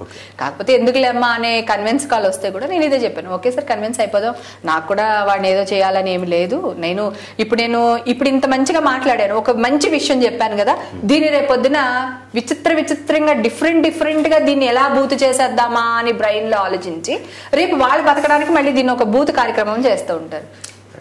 నాకు ఆ మీడియాలో అదే నచ్చట్లేదు. తెల్లారి లెగిస్తే మీరు మాకు కావాలి, మీరు లేకపోతే అసలు హేమే లేదు. మీరే హేమని క్రియేట్ చేశారు, అది నవ్వుల హేమ అవనివ్వండి, రెబల్ హేమ అవనివ్వండి, ఏదైనా సరే ఒక మీడియానే నన్ను చేసింది, మీడియానే నాకు లైఫ్ ఇస్తుంది. మీడియా లేకపోతే నేను లేను. కానీ అలాగే హేమ లేకపోతే కూడా కొంతవరకైనా మీడియాకి హేమ కావాలి కదా. పొడి 100% మీడియా నా మీద బతుకుతుందని నేను అన్నాను. కాకపోతే హేమ ఒక గ్లామర్ ఆర్టిస్ట్, తను మాట్లాడితే 4 వ్యూవర్స్ చూస్తారు, 4 రేటింగ్ వస్తుందనేగా మీరు నన్ను పెట్టుకుంటున్నారు. అంటే నేను కూడా మీకు కావాలి కదా, ఎంతో కొంత అయినా కావాలి కదా. ఎందుకు మమ్మల్ని బ్యాడ్ చేస్తారు చిన్న విషయాలకి? మరి దాని మీద వెబ్సైట్లు, ఇన్ని వెబ్సైట్లు పుట్టగొడుగులాగా పుట్టుకుపోయినాయే. నువ్వు అంత పెద్ద ఛానల్ వాడివి కదా, ఆడవాళ్ళ మీద నువ్వు కెమెరాలు పెట్టే బదులు నువ్వు అదే ఛానల్ని ఇవి వెబ్సైట్ల మీద పెట్టచ్చు కదా. కొన్ని వేల మంది ఫ్యామిలీస్ బతుకుతారు. ఇప్పుడు నా కూతురు 15 yearsకి వచ్చిందండి, రేపొద్దున వాళ్ళ ఫ్రెండ్స్ ఎవరన్నా అంటే దీని గురించి నా బిడ్డ మనోవేదన ఎంత ఉంటుందో ఆలోచించండి. రేపు నా బిడ్డకు పెళ్లి చేయాలి, లేదా XYZ. ఇప్పుడు ఎవరైతే వీళ్ళు టీవీలో ప్రమోట్ చేసి పలానా XYZ అమ్మాయిలని ఎవరైతే ఆర్టిస్టులని మీరు పెట్టారో వాళ్ళకి పెద్ద పెద్ద కూతుర్లు ఉన్నారు, కాలేజీకి వెళ్తున్నారు, వాళ్ళ కొడుకులు ఉన్నారు. సో వాళ్ళందరినీ మీరు ఇది చేసి దానివల్ల మీకు ఎంత రేటింగ్ వచ్చింది? మా అంటే 10 లక్షలు తిన్నారా, ఒక 20 లక్షలు వచ్చిందా మీకు? దానివల్ల మీరు బతికేస్తారా? అంత చిల్లరగా బతకడం మీకు అవసరమా? మీడియాకి అంత అవసరమా? అంత చిల్లరగా బతకాలా? ఆ 10 లక్షలు మీకు రావా? ఏం సాధించారు? ఈ వీళ్ళని అందరినీ చూపించి వాళ్ళ ఫ్యామిలీని బయటేసి మీరు ఏం సాధించారు? ఏం చూపించాలనుకున్నారు? వాళ్ళ వల్ల ఇండస్ట్రీకి నష్టం వచ్చేసింది, ఇండస్ట్రీ పరువు పోయింది అనుకునే వాళ్ళే కానీ, అరే ఆ పిల్లకి మన క్యారెక్టర్లు ఇవ్వలేక ఏదో ఆ ఫ్యామిలీని పెంచుకోవడానికి ఆ అమ్మాయి అంత కష్టపడింది, పాప ఆ అమ్మాయి ఏదో చేసింది పోన్లే అనుకునే వాళ్ళు ఎక్కడున్నారు చెప్పండి? ఇప్పుడు వెబ్సైట్లో నేనే 250 వెబ్సైట్లని నేను ఒక చిన్న ఇంత వీడియో 250 వెబ్సైట్లో నేను చూసానంటే నాతో పాటుకి ఎంత మందిని చూసి ఉంటానో ఆలోచించండి. వాళ్ళ మీద ఎన్ని లక్షల మంది బతుకుతున్నారు. అది ఇల్లీగల్ కాదా? సోషల్ మీడియాలో అది వేసేది ఇల్లీగల్ కాదా? దాని మీద మీరు ఛానల్ వాళ్ళందరూ ఫైట్ చేయొచ్చు కదా. ఎంతో కొంత మీకు 5 లక్షలు 10 లక్షలు లేదా ఆ రోజు 1 కోటి రూపాయలు వచ్చింది. ఒక ఆడపిల్ల ఏడుపు మీద వచ్చే 1 కోటి రూపాయలు మీ ఛానల్కి అంత ఇంపార్టెంటా? దాన్ని బట్టి మీ పెళ్ళం బిడ్డల్ని పెంచుకోవడం మీకు అంత ఇంపార్టెంటా అనేది ఒక్కసారి ఆలోచించాలని నేను మనస్ఫూర్తిగా కోరుకుంటున్నానండి. ఛానల్ వల్ల లేకుండా నేను లేను, నాకు ఛానల్ వల్ల 100% కావాలి. ఛానల్ వల్ల తోడు లేకుండా హేమ ఎప్పుడూ ఉండదు. అందరూ కావాలి హేమకి, మీడియా కావాలి, ప్లస్ నా డైరెక్టర్లు కావాలి, నా రైటర్లు కావాలి, నా ప్రొడ్యూసర్స్ కావాలి, నాకు అందరూ కావాలి, నాకు ఎవ్వరు ఎగ్నెస్ట్ కాదు. మీరు ఒకసారి న్యాయంగా ఆలోచించండి, ఇది మీకు న్యాయమా? ఇంత చేయడం మీకు న్యాయమా? ఆడవాళ్ళని ఇలా చేయడం న్యాయమా? తప్పు చేసినా సరే నువ్వు చూపించడానికి నీకు రైట్ ఎక్కడి నుంచి వచ్చింది అనేదే నా క్వశ్చన్ అండి. సో ఇప్పుడు నాది ఒక చిన్న క్లిప్పింగ్, నేను పుష్కరాలకి స్నానాలు చేసిన క్లిప్పింగ్, ఇంత క్లిప్పింగ్ పట్టుకుని తెగ నాటకాలు ఆడుతూ వచ్చారు వీళ్ళు వెబ్సైట్లు, 250 వెబ్సైట్లు నేను చూశాను. అంటే నాలాంటి వాళ్ళు, మా క్యారెక్టర్ ఆర్టిస్ట్ని కొన్ని వందల మందిని వీళ్ళు బ్లేమ్ చేస్తున్నారు. అమితాబ్ బచ్చన్ కోడలతో సహా అందరినీ వేధిస్తున్నారు వీళ్ళు. మీరు దాని మీద యుద్ధం చేయండి. ఒక మగాడ్లాగా ఆడపిల్లలకి మేము ఉన్నాము అని ఒక మీసం తిప్పండి మీడియా వాళ్ళు. అది కదా మీరు క్రియేట్ చేయాలి. అది క్రియేట్ చేసినప్పుడు 1 కోటి రూపాయల ఆడదాని మీద వస్తుంది అంటే ఇంతమంది ఇన్ని వేల వెబ్సైట్ల మీద మీరు యుద్ధం చేస్తే మీరు అసలు ఎక్కడికి వెళ్ళిపోతారు? ఇప్పుడున్న మీ రేంజ్కి ఇంకా మంచి పేరు వస్తుంది, ఇంకా కొన్ని కోట్ల ఆస్తి వస్తుంది మీ మీడియాకి. అంతేగాని ఆడవాళ్ళ మీద బతకండి అనేది మాత్రమే నా రిక్వెస్ట్. ఇది కూడా నా రిక్వెస్ట్ మాత్రమే. అంటే చాలా కసి, కోపం ఏదో ఉంది నాకు, కానీ అది కూడా మీడియాలో ఏందే జనాలు లేరు. మీడియాకి మంచి న్యూస్ కూడా ఇవ్వచ్చు. మీడియా చెత్త న్యూసే ఇవ్వాలా? వాడిని తిట్టాడు, వీడిని తిట్టాడు, ఇదేనా న్యూస్? వీడిని నువ్వు తిట్టావు, ఎందుకు తిట్టావు అమ్మాయి, నీకేం అవసరం వచ్చింది తిట్టడానికి ఏంటి అని నువ్వు నన్ను అడగాలి. లేకపోతే అవతల కూడా ఎందుకంటే ఇలా తిట్టుకుంటున్నారు, చిల్లరగా లేరా మీరు? అడగరు. వాళ్ళు తిట్టుకోవడమే కావాలి వీళ్ళకి అన్నట్టు బిహేవ్ చేస్తారు. ఎందుకు? నేను అలాగే విన్నాను. మీడియా అంటే ఇంతే కదా హేమ, మీడియా అంటే అంతే కదా హేమ అన్నవాళ్ళే తప్ప మీడియాని సపోర్ట్ చేసిన ఒక 100 మందిని చూపించాడు నాకు. రాజకీయ నాయకులు కానీ, కాలేజ్ స్టూడెంట్స్ కానీ, ఎవరైనా సరే. ఎందుకు అంత ఎగ్నిస్ట్ చేయాలా, అంత రచ్చ చేయాలా? న్యూస్ అంటే రచ్చ చేయాలా? మంచి జనాలకి మంచి చెప్పాలి న్యూస్ అంటే. దానివల్ల రియాక్ట్ అవ్వాలి. అసెంబ్లీలో ఇన్ని గొడవలు జరుగుతున్నాయి, మీకు సిగ్గులేదా, మీకు చిరాకు అనిపించట్లేదా అని ఎవడైనా ఒకడు వెళ్ళి క్వశ్చన్ చేస్తే, అదేంటా బాబు ఇన్ని ఛానల్ వాళ్ళు ఇంత క్వశ్చన్లు వేస్తున్నారని చెప్పి వాళ్ళు కూడా కొట్టుకోవడం తిట్టుకోవడం మానేస్తారేమో. ఒక్కసారి మేము మా అసోసియేషన్ నుంచి ఎలక్షన్కి వెళ్ళినందుకే మాకే గిల్టీగా ఉంది. మంచి జరిగినా సరే ఎందుకు అనవసరంగా అంత రప్చర్ చేసుకున్నాం అనవసరంగా అనే ఫీలింగ్ ఉంది. సో మీరు మీడియా ద్వారా అవి అడిగారు అనుకోండి, సో ఆ రప్చర్ తగ్గుతుందిగా. అబ్దుల్ కలాం గారు నెక్స్ట్ స్టెప్ అదేనటండి. పిల్లల దగ్గరికి వెళ్ళి ఇప్పుడు మన అసెంబ్లీలో ఈ గొడవలు, కుర్చీలు ఎగరేసేసుకోవడం ఇవన్నీ జరుగుతున్నాయి కదా, దాన్ని ఎలా ఆపాలి, ఏం చేస్తే బాగుంటుంది అనేది ఆయన పాప నెక్స్ట్ పథకంగా పెట్టుకున్నారట. ఎవరో అంటే నేను కూడా విన్నాను. సో అది మీరు ఇన్సర్ట్ చేసుకుని దాన్ని ఒక క్రమబద్ధంగా నడిపించవచ్చుగా. మీరు 4 సార్లు ఎవరి మీద ముక్కు మీద వేలేస్తే వాళ్ళకే సిగ్గు అనిపిస్తుంది. వాళ్ళే నెక్స్ట్ ఆడికి వెళ్ళినప్పుడు అమ్మో మీడియా వాళ్ళు ఉన్నారు, మనం కొంచెం కాల్ చేయకూడదు, కుర్చీ ఎత్తకూడదు అనే ఫీలింగ్ మనకు వచ్చింది అనుకోండి. ఒక 10 మంది కంట్రోల్ అయితే 10 మందిని చూసి ఒక 20 మంది కంట్రోల్ అవుతారు. అలాంటివి చేయండి. ఇప్పుడు వెబ్సైట్లో ఆడపిల్లల్ని ఫేస్బుక్ల నుంచి వాళ్ళ ఫోటోలు డౌన్లోడ్ చేసి వాళ్ళని కూడా ఇట్లా చేస్తే ఒక అమ్మాయి చనిపోయింది, ఊరేసుకుని చచ్చిపోయింది. మీడియా అంతా వచ్చింది కదా, వెబ్సైట్లో పాపం ఫాదర్ మదర్కి చెప్పలేక ఆ అమ్మాయి ఇట్లా వస్తే అది నేను కాదు అని చెప్పేసి ఊరేసుకుని చచ్చిపోయింది. సో అలాంటి ఇంకొక 100 మంది అమ్మాయిలు చావడానికి రెడీగా ఉన్నారేమో. మీరు ఈ స్కీమ్ మీరు స్టార్ట్ చేయడం వల్ల ఆ 100 మంది అమ్మాయిలు బ్లెస్సింగ్స్ మీకు వస్తాయేమో. ఈ వేగా ఎందుకు ఆలోచించకూడదు అంట. ఎప్పుడు ఒక కుళ్ళకి, ఒక కుతంత్రానికే ఎందుకు ఇంపార్టెన్స్ ఇవ్వాలి? ఒక మంచితనానికి కూడా ఇవ్వచ్చు కదా, ఒక మంచిని సమాజంలోకి తీసుకెళ్ళొచ్చు కదా మీడియా వాళ్ళు. అది ఎందుకు వాళ్ళ తరపు నుంచి చేయరు? అదే నా బాధ. సో అందుకని దీని మీద ఒక షెల్ క్రియేట్ చేయాలి అనేది నా అభిప్రాయం అండి. దీనికి శివాజీ రాజా గారు, మా బోర్డు మొత్తం ఇప్పుడైతే ఎవరైతే ఎలక్ట్ అయ్యారో అందరూ సపోర్ట్ చేస్తున్నారు. అలాగే ప్రొడ్యూసర్ కౌన్సిల్ వాళ్ళు కూడా సెలెక్ట్ చేస్తారు, వాళ్ళు కూడా మాకు హెల్ప్ చేస్తామన్నారు.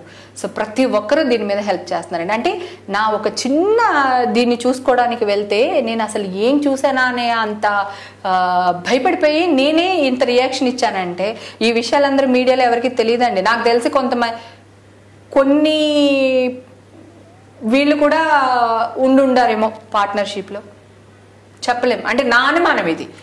ఎందుకంటే ఏంటి, లేకపోతే వాళ్ళు అలా ఎలా రెచ్చిపోతారండి అసలు నాకు తెలియకడతాను. సైబరాబాద్ పోలీసులు అంటారు మీరు వచ్చి కంప్లైంట్ ఇస్తేనే కానీ మేమేం చేయలేమమ్మా అంటున్నారు వాళ్ళు. ప్రతి ఆడపిల్ల వచ్చి కంప్లైంట్ ఇవ్వాలంటే ఇప్పుడు దాన్ని బూత్ చేసేస్తారేమో. ఇప్పుడు నేను చెప్పే వరకు దాంట్లో చిన్న క్లిప్పింగ్ ఉందని తెలియదు, నేను పుష్కరాలకు వెళ్ళిన క్లిప్పింగ్ ఉందని. ఇప్పుడు ప్రతి వాళ్ళు నేను చెప్పిన తర్వాత పుష్కరాలకు వెళ్ళిందని హేమో ఏముందో అని చెప్పి అర్థమవుతుందా మీకు? ఆ ఫీలింగ్ ఎక్కువ. నాకు ధైర్యం లేదు, నేను తప్పు చేయలేదు, నేను అంత వల్గరే కనపడట్లేదు. వాడు దాన్ని న్యూస్ కింద క్రియేట్ చేసి వాడు పెట్టాడు ఏదో తప్ప అది లేదు. సో నేను ధైర్యంగా చెప్పాను. ఇంకో ఆడపిల్ల వచ్చి ఇంత ధైర్యంగా ఎలా చెప్పుద్ది? వాడు ఇంకా దరిద్రమైన వీడియోస్ ఎన్ని పెట్టాడో వాడు, మాఫింగ్ చేసినవి. మేము వచ్చి క్రియేట్ చేసాం, కంప్లైంట్ ఇచ్చామనుకోండి, హేమ మీద ఏదో ఇది వచ్చిందంట, సో అందుకని కంప్లైంట్ చేసింది. XYZ ఆర్టిస్ట్ మీద పెట్టారంట, ఈ వచ్చింది ఆ ఆర్టిస్ట్ గురించి, మళ్ళీ ఆ వెబ్సైట్లో వచ్చిన దాని గురించి వీళ్ళు బూత్ చేసేస్తారు దాన్ని. ఆ భయానికి నేను మీడియాకి వెళ్ళలేదు. మనం ఒక మంచి మాట, ఒక రామ అన్న మాటని వాళ్ళు, అది ఒక పవిత్రమైన మంత్రం, దాన్ని కూడా బూతుగా చిత్రీకరించడం న్యాయం కాదనేది నా ఉద్దేశం. ఇంకా చెడ్డ పనులు బోల్డ్ ఉన్నాయి. ఏంటంటే ఒక్క పని ఎంతమంది ఎన్ని ఇల్లీగల్ బిజినెస్లు చేస్తున్నారు, డ్రగ్స్ అమ్ముతున్నారు. ఇదన్నా వాళ్ళ మీద నువ్వు మాఫియా మీద పెట్టు కెమెరా, వాళ్ళని పట్టుకో, పిల్లల్ని కాపాడండి. వాళ్ళ నుంచి స్కూల్ పిల్లల దగ్గర నుంచి డ్రగ్స్ తీసుకుంటున్నారు, వాళ్ళ మీద వెబ్సైట్లు వర్క్ చేయండి, వాళ్ళ మీద న్యూస్ ఛానల్ క్రియేట్ చేయండి, మంచి న్యూస్ని తీసుకురండి. యావత్తు వెళ్ళి ఎక్కడో చచ్చిందంటే పాపం దాన్ని తీసుకొచ్చి దాని ఫ్యామిలీని తీసుకొచ్చి రోడ్డు మీద పెడతారు. ఇప్పుడు నేను 250 మంది మీద కంప్లైంట్ చేశాను, మరి వాళ్ళ ఫ్యామిలీలు అందరినీ తీసుకొస్తారా మీడియా ముందు మీరు? మరి నా ఇన్ఫ్లుయెన్స్, నా ఇది దెబ్బతినింది, నా గౌరవం దెబ్బతినింది, నా ఆత్మాభిమానం దెబ్బతినింది. సో మరి ఇప్పుడు ఎవడైతే వెబ్సైట్లో పెట్టాడో వాడు పెళ్ళం బిడ్డలని తీసుకొస్తాడో, వాళ్ళ అమ్మ నాన్నని, వాళ్ళ అక్క చెల్లెల్ని తీసుకొస్తారా మీరు? తీసుకొచ్చి మీడియా ముందు నుంచో పెట్టండి. ఇదిగో ఈ అమ్మాయి మీద మీ ఆయన తీసుకొచ్చి నీకు అన్నం పెట్టాడు, ఈ అమ్మాయిని. ఒక బ్రోకర్కైనా ఒక విలువ ఉంటుంది, సోషల్ మీడియా ఎదవలకి అది కూడా లేదు. ఒక బ్రోకర్ ఒక అమ్మాయి ఇష్ట ప్రకారం నువ్వు వస్తాను అంటే వాడు వెళ్ళి ఇంకొక బేరాన్ని మాట్లాడి పెట్టుకోడు బ్రోకర్. నువ్వు ఈ అమ్మాయి పర్మిషన్ లేకుండా, ఏదీ లేకుండా నువ్వు ఆ అమ్మాయి మీద బతుకుతున్నావంటే నువ్వు ఎంత పెద్ద ఎదవో ఆలోచించు. ఖచ్చితంగా అండి, ఇది తప్పు కదా అంటున్నాను. నాది చిన్న వీడియోనే పర్వాలేదు, కానీ పెద్ద పెద్ద వీడియోలు, పెద్ద పెద్ద ఆర్టిస్టులు ఇవి ఎవరెవరో ఉన్నాయండి, అసలు ఒక్కలి కాదు అసలు. అది ఎంత పెద్ద తప్పు. అదే నీ కూతుర్ని, నీ అమ్మని అయితే నువ్వు చేసుకోవచ్చు కదా.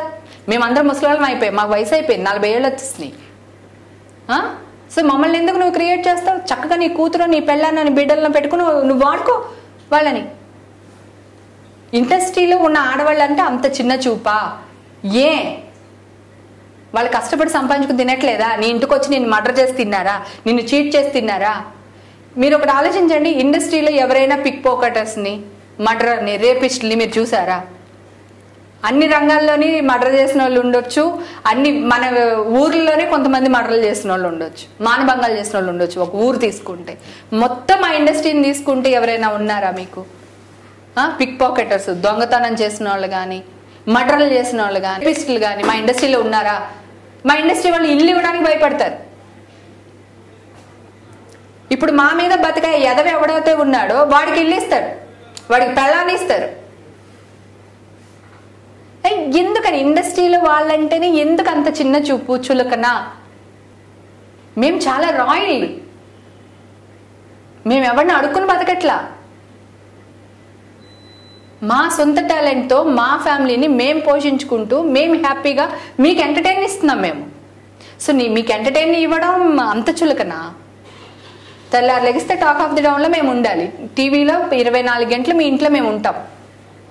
సో మీ పిల్లలతో సమానం మేము, మీ ఇంట్లో మీతో పాటు మీరు అన్నం తిన్నా, పడుకున్నా, మీకు ఒంట్లో బాగోపోయినప్పుడు కూడా మా ఛానల్ పెట్టుకుంటారు, షూటింగ్ చూస్తారు, సినిమా చూస్తారు, షూటింగ్లు చూస్తారు, హీరోయిన్ గాసిప్స్ వింటారు, లేదంటే సినిమాలు చూస్తారు.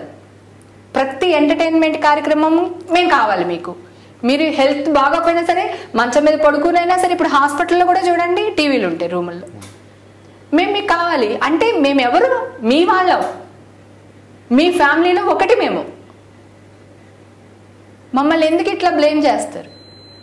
అది మీడియా అవనివ్వండి, ఇంకొకళ్ళు అవనివ్వండి. ఇండస్ట్రీలో నేను చెప్తున్నాను కదండి, ఇండస్ట్రీలో చాలా ప్రౌడ్ ఫీల్ అవుతున్నాను నేను ఆర్టిస్ట్ అవ్వడం, చాలా గర్వంగా ఫీల్ అవుతున్నాను నేను ఆర్టిస్ట్ అవ్వడం. అర్రే ఇండస్ట్రీకి ఎందుకు వచ్చాను? సో కాళ్ళ అమ్మాయిలు మాట్లాడే మాటలు పట్టించుకోకండి. ఏ అమ్మాయి అయితే ఒక వెబ్సైట్, ఒక డైరెక్టర్నో, ఒక ప్రొడ్యూసర్నో ఒకళ్ళనో తిడుతుందంటే ఒకళ్ళిద్దరు అలా ఉండొచ్చు. నేను అందరూ మంచోళ్ళు అనట్లేదు, అలానే అందరూ చెడ్డోళ్ళు అనట్లేదు. కానీ నువ్వు ఏ డైరెక్టర్ గురించి మాట్లాడుతున్నావో ఆ డైరెక్టర్ సినిమా చెప్పుకునే కదా నువ్వు అమెరికాలో వెళ్ళి సంపాదించుకొస్తున్నావు, ఆ డైరెక్టర్ పేరు చెప్పుకునే కదా నువ్వు ఆర్టిస్ట్గా ఫీల్ అవుతున్నావు. కొంతమందికి వాళ్ళ యాటిట్యూడ్ ఉంటుంది లోపల, అది వాళ్ళకి తెలియదు. సో అవతల వాళ్ళ మీద బ్లేమ్ ఈజీగా వేసేద్దాం అనుకుంటారు. నిజంగా నీ టాలెంట్ ఉంటే రెండో సినిమాలో నిరూపించుకోపోయేవా? డైరెక్టర్ టాలెంట్ కాదు ఒక సినిమాకి, సో రెండో సినిమాలో నిరూపించుకోవచ్చు కదా. ఇట్లా ఇండస్ట్రీలో నేను అదే చెప్తాను కండి. నేను ఈ టాపిక్ ఎక్కడి నుంచి, మన మీడియా నుంచి, డైరెక్టర్స్ నుంచి, హీరోల నుంచి, ఆర్టిస్టుల నుంచి ఇలా వెళ్తూ ఉంది కదా. మా లేడీస్ కూడా అండి చాలా మంది ఇండస్ట్రీ గురించి తప్పుగా మాట్లాడతారు. ఇండస్ట్రీలో ఉండి తింటూ, ఇండస్ట్రీ బట్టగట్టుకుంటూ ఇండస్ట్రీ గురించి బ్యాడ్గా మాట్లాడడం ఏంటండి? నువ్వు సిన్సియర్ అన్నావు. ఒక హీరోయిన్ మొన్న నేను ఇంటర్వ్యూ చేశాను XYZ ఎక్కడో, ఇలాగే మన ఇంటర్వ్యూలానే వేరే చోట ఒక ఇంటర్వ్యూ చూసాను, ఒక ఇద్దరు హీరోయిన్స్వి. వాళ్ళు డైరెక్టర్ ఇట్లా తిట్టాడు, అట్లా తిట్టాడు, అది తిట్టాడు, ఇది తిట్టాడు అన్నారు. మేము వెళ్ళలేదు అందుకే తిట్టాడు అన్నారు. సో నువ్వు మంచిదాన్ని కదా, జెన్యున్గా ఉన్నావు, నువ్వు వెళ్ళలేదు. మరి వెళ్ళినప్పుడు ఆ సినిమా పేరు చెప్పుకుని, చెట్టు పేరు చెప్పుకుని చింతకాయలు చెట్టు పేరు చెప్పుకుని కాయలు అమ్ముకుంటున్నట్టు, మరి ఇప్పుడు ఈ రోజు కూడా నువ్వు ఆ సినిమా పేరు చెప్పుకునే కదా తింటున్నావు. నీ పేరు ఎవరికి తెలియదు, ఆ సినిమా చెప్తేనే నీ పేరు తెలుస్తుంది. తర్వాత 2-3 సినిమాలు చేసావుగా, మరి ఆ డైరెక్టర్లు మంచోళ్ళు అయి ఉండొచ్చుగా. పోనీ ఈ డైరెక్టర్ మంచోడు కాదు అనుకుందాం మనం, పోనీ ఆ డైరెక్టర్ మంచోడు అయి ఉండొచ్చుగా, ఆ రైటర్లు మంచోడు అయి ఉండొచ్చుగా. మరి నెక్స్ట్ నీకు సినిమా ఎందుకు రాలేదు? నువ్వు నిజంగా అంత బాగా చేసి నీ టాలెంట్ నువ్వు చూపించుకుంటే నువ్వెందుకు పైకి రాకపోయావు? ఒక సౌందర్య గారు లేరండి మనకి ఇండస్ట్రీలో? ఎంత లాంగ్ టర్మ్ ఉన్నారు ఆవిడ మంచితనం, ఆవిడ యాక్టింగ్, ఆవిడ టాలెంట్ని నమ్ముకుంది. నువ్వు ఎక్స్ట్రా యాక్టివిటీస్ ఎందుకు? మీకు సినిమా ఇండస్ట్రీకి వచ్చారు, ఇండస్ట్రీని బ్లేమ్ చేయకండి. ఈ రోజు కూడా పలానా అమ్మాయిలు తినేది ఇండస్ట్రీ ఫుడ్డే, ఈ రోజు కూడా ఇండస్ట్రీయే వాళ్ళకి అన్నం పెడుతుంది. ఆ పేరే క్షణక్షణం నేను 91లో చేశాను, ఆ క్షణక్షణం నాకు ఇప్పటికీ అన్నం పెడుతుంది, ఆ రెస్పెక్ట్ నాకుంది. అట్లానే నువ్వు ఏ సినిమా చేసావో ఆ సినిమానే నీకు అన్నం పెడుతుంది. నువ్వు 10 సినిమాలో హీరోయిన్ అవ్వలేదు, ఈ సినిమా పలానా నీ గురించి చెప్పాలంటే ఆ సినిమా పేరు చెప్తే ఓ ఆ అమ్మాయ అనే స్టేజ్లోనే ఉన్నావు నువ్వు ఇంకాని. అలాంటప్పుడు నువ్వు ఇండస్ట్రీలో ఉంటూ ఇండస్ట్రీ ఫుడ్ తింటే ఇండస్ట్రీ గురించి బ్యాడ్గా మాట్లాడడం నాకు నచ్చలేదు. నేను డైరెక్టర్లకి సపోర్ట్ చేయట్లేదు, రైటర్లకి సపోర్ట్ చేయట్లేదు, నేను ఇండస్ట్రీ మంచిదని కూడా అనట్లేదు, అలానే చెడ్డది అన్నాను. చెడ్డ అనేది, చెడు అనేది ప్రతి ఇండస్ట్రీలోనే ఉంది, ప్రతి ఊర్లోనే ఉంది, ప్రతి వీధిలోనే ఉంది, ప్రతి ఇంట్లోనే ఉంది. సో నువ్వు ఎట్లా ఇండస్ట్రీని వేలెత్తి చూపిస్తావు, అది కూడా నాకు కోపమే. అది మా అమ్మాయిలు అవనివ్వండి, మీడియా అవనివ్వండి, ఎవరైనా అవనివ్వండి. ఇండస్ట్రీ గొప్పది, కళమ్మ తల్లి చాలా గొప్పది, తన రుణం తీర్చుకోలేం. చదువు ఉందా, చదువు లేదా, నువ్వు ఏ కులస్తుడివి, సో నువ్వెవడివి, తెలంగాణ నుంచి వచ్చావా, ఆంధ్ర నుంచి వచ్చావా అని వేషాలు ఇవ్వడమో, అని ప్రొడ్యూసర్ చేయడమో, అని డైరెక్టర్ చేయడమో లేదండి. ఏంటో అండి అందరూ నీ కాపు అని చెప్తే ఏదో అసలు అదొక పెద్ద ఇది కింద చూస్తున్నారు. అసలు నాకు అర్థం కాలే. అటు అంటే ఫస్ట్ నుంచి కూడా ఇండస్ట్రీలో చిరంజీవి గారు ఉన్నప్పటి నుంచి కూడా చిరంజీవి కాపు అని చెప్పి తొక్కేస్తారని చూసారు. వాళ్ళ నా చిన్నప్పటి నుంచి వినుకుంటూ వస్తున్నానండి. అంటే కాపు దాంట్లో పుట్టడమే ఒక పెద్ద నేరం అన్నట్టు చిత్రీకరిస్తున్నారు. అది ఎందుకు నాకు అర్థం కాలేదండి. ఒక కాపాడు ఎదుగుతుంటే ఇంకొక కాపాడు చూడలేడు, ఒక కాపాడుకు ఇంకొక కాపాడుకి పడదు, రొటీన్ అయిపోతున్నారు. నేను రొటీన్ అయితే నువ్వు రొటీన్ అవ్వట్లేదా? నాకే ఎందుకు నువ్వు వేలు చూపిస్తావు? నువ్వెవరైతే రొటీన్ అనే మాట నీ నోట్లోంచి వస్తుందో నువ్వు రొటీన్ కాదా? అప్పటికి నువ్వు చాలా సినిమాలు చేయలేదా? వాడికి సెంటిమెంట్స్ ఉండవండి, ఫీలింగ్స్ ఉండవు. అది నా కూతురని కాదు, వాళ్ళ కూతురు ఫంక్షన్ కూడా చేయొద్దని గోలవాడు. అసలు మహేష్ బాబుతో చాలా సరదాగా ఉంటుందండి. ఆయన నన్ను ఏడిపించేస్తాడు, బాగా ఏడిపించేస్తాడు. పవన్ కళ్యాణ్ గారు ఆయన ఒక షై టైప్ అనుకుంటానండి. అదే మీరు మేల్ కమెడియన్స్ని తీసుకోండి, మేల్ క్యారెక్టర్ ఆర్టిస్ట్ని తీసుకోండి, మీరు ఎంకరేజ్ చేస్తారే. వాళ్ళకి 60 ఏళ్ళు వచ్చినా కూడా వాళ్ళు ఇంకా అన్నయ్య మామయ్య ఈ వరుసల్లోనే ఉంటారు. లేడీస్ని మాత్రం ఏజ్ ఎంకరేజ్ చేసి తొందరగా ఇంటికి పంపించేస్తారు. ఇండస్ట్రీ వాళ్ళందరూ ముందు నా మీద కక్ష కడుతున్నారుగా. నేను నిజం చెప్పాను, ఇది అబద్ధం కాదు. నిజం. హేమకి పొగరు ఎక్కువ, లీడర్షిప్ పనిచేస్తుంది, ఇండస్ట్రీలో ఎందుకులే అని మనల్ని పక్కకు పెడతారు తప్ప. సో ఈ విషయం మీద మీరు అప్పట్లో కొంచెం హర్ట్ అయినట్టున్నారు. హర్ట్ అయ్యామండి. టీవీలో వచ్చింది, మీడియాలో వచ్చింది, మా బ్రహ్మం అన్నయ్య గురించి ఇవన్నీ జరిగినాయి. ఇక్కడ అవకాశాలు పొందాలంటే అన్నిటికీ సిద్ధంగా ఉండాలంటున్నారు కొందరు. ఇది ఎంతవరకు కరెక్ట్? తప్పనేది ప్రతి చోట ఉండదు, ప్రతి ఊర్లో ఉంటుంది. నేను చెప్పినట్టు డైరెక్టర్లను ఉండొచ్చు, ఈ అమ్మాయిలు కూడా ఉండొచ్చు కదా. ఈ అమ్మాయి మొండితనం ఎక్కువైపోయి ఉండొచ్చు కదా. సో దానివల్ల ఆయన ఇట్టు ఉండొచ్చు కదా. నేను డైరెక్టర్ మంచోడని చెప్పట్లేదు, ఈ అమ్మాయి చెడదని చెప్పట్లేదు, కానీ ఇట్లా జరుగుండొచ్చు కదా. నీకు ఇండస్ట్రీ నచ్చినప్పుడు, డైరెక్టర్లు అందరూ అలాగే ఉన్నప్పుడు, ఇండస్ట్రీయే పిచ్చిది అనుకున్న నువ్వు ఫీల్ అయినప్పుడు, ఆ పిచ్చి ఇండస్ట్రీలో ఉండడం ఎందుకు, ఇంకా ఇక్కడే ఎందుకు ఉన్నావు నువ్వు ఇన్ని సంవత్సరాలు అని అడుగుతున్నాను నేను. ఇండస్ట్రీ అంత దరిద్రమైన ఇండస్ట్రీ అయితే మన పిల్లల్ని, అంటే సోకాలి హీరోల పిల్లలు వస్తున్నారు, హీరోయిన్ పిల్లలు వస్తున్నారు. నిజంగా ఇండస్ట్రీ అంత చెడ్డదైతే వాళ్ళందరూ ఇక్కడ ఎందుకు పెడతారు? ప్రొడ్యూసర్ పిల్లలు కూడా యాక్ట్ చేస్తున్నారు. అంటే ఆ అమ్మాయి లెవెల్, అంటే ఆ అమ్మాయి వచ్చే ఫ్యామిలీకి ఈ ఫోన్కి అసలు సూట్ అవ్వదు. ఓకే, అంటే అందరూ అని కూడా అనట్లేదండి, కొంతమంది మేము చూసి మా క్యారెక్టర్ ఆర్టిస్టులు చూసి వాళ్ళు ఆటోమేటిక్గా 5 చూపిస్తారనమాట. అది వద్దే బాబు, ఇండస్ట్రీకి కావాల్సింది నీ యాక్టింగ్, నీ మంచితనం, కొంచెం అది చూపించని నా రిక్వెస్ట్ అనమాట.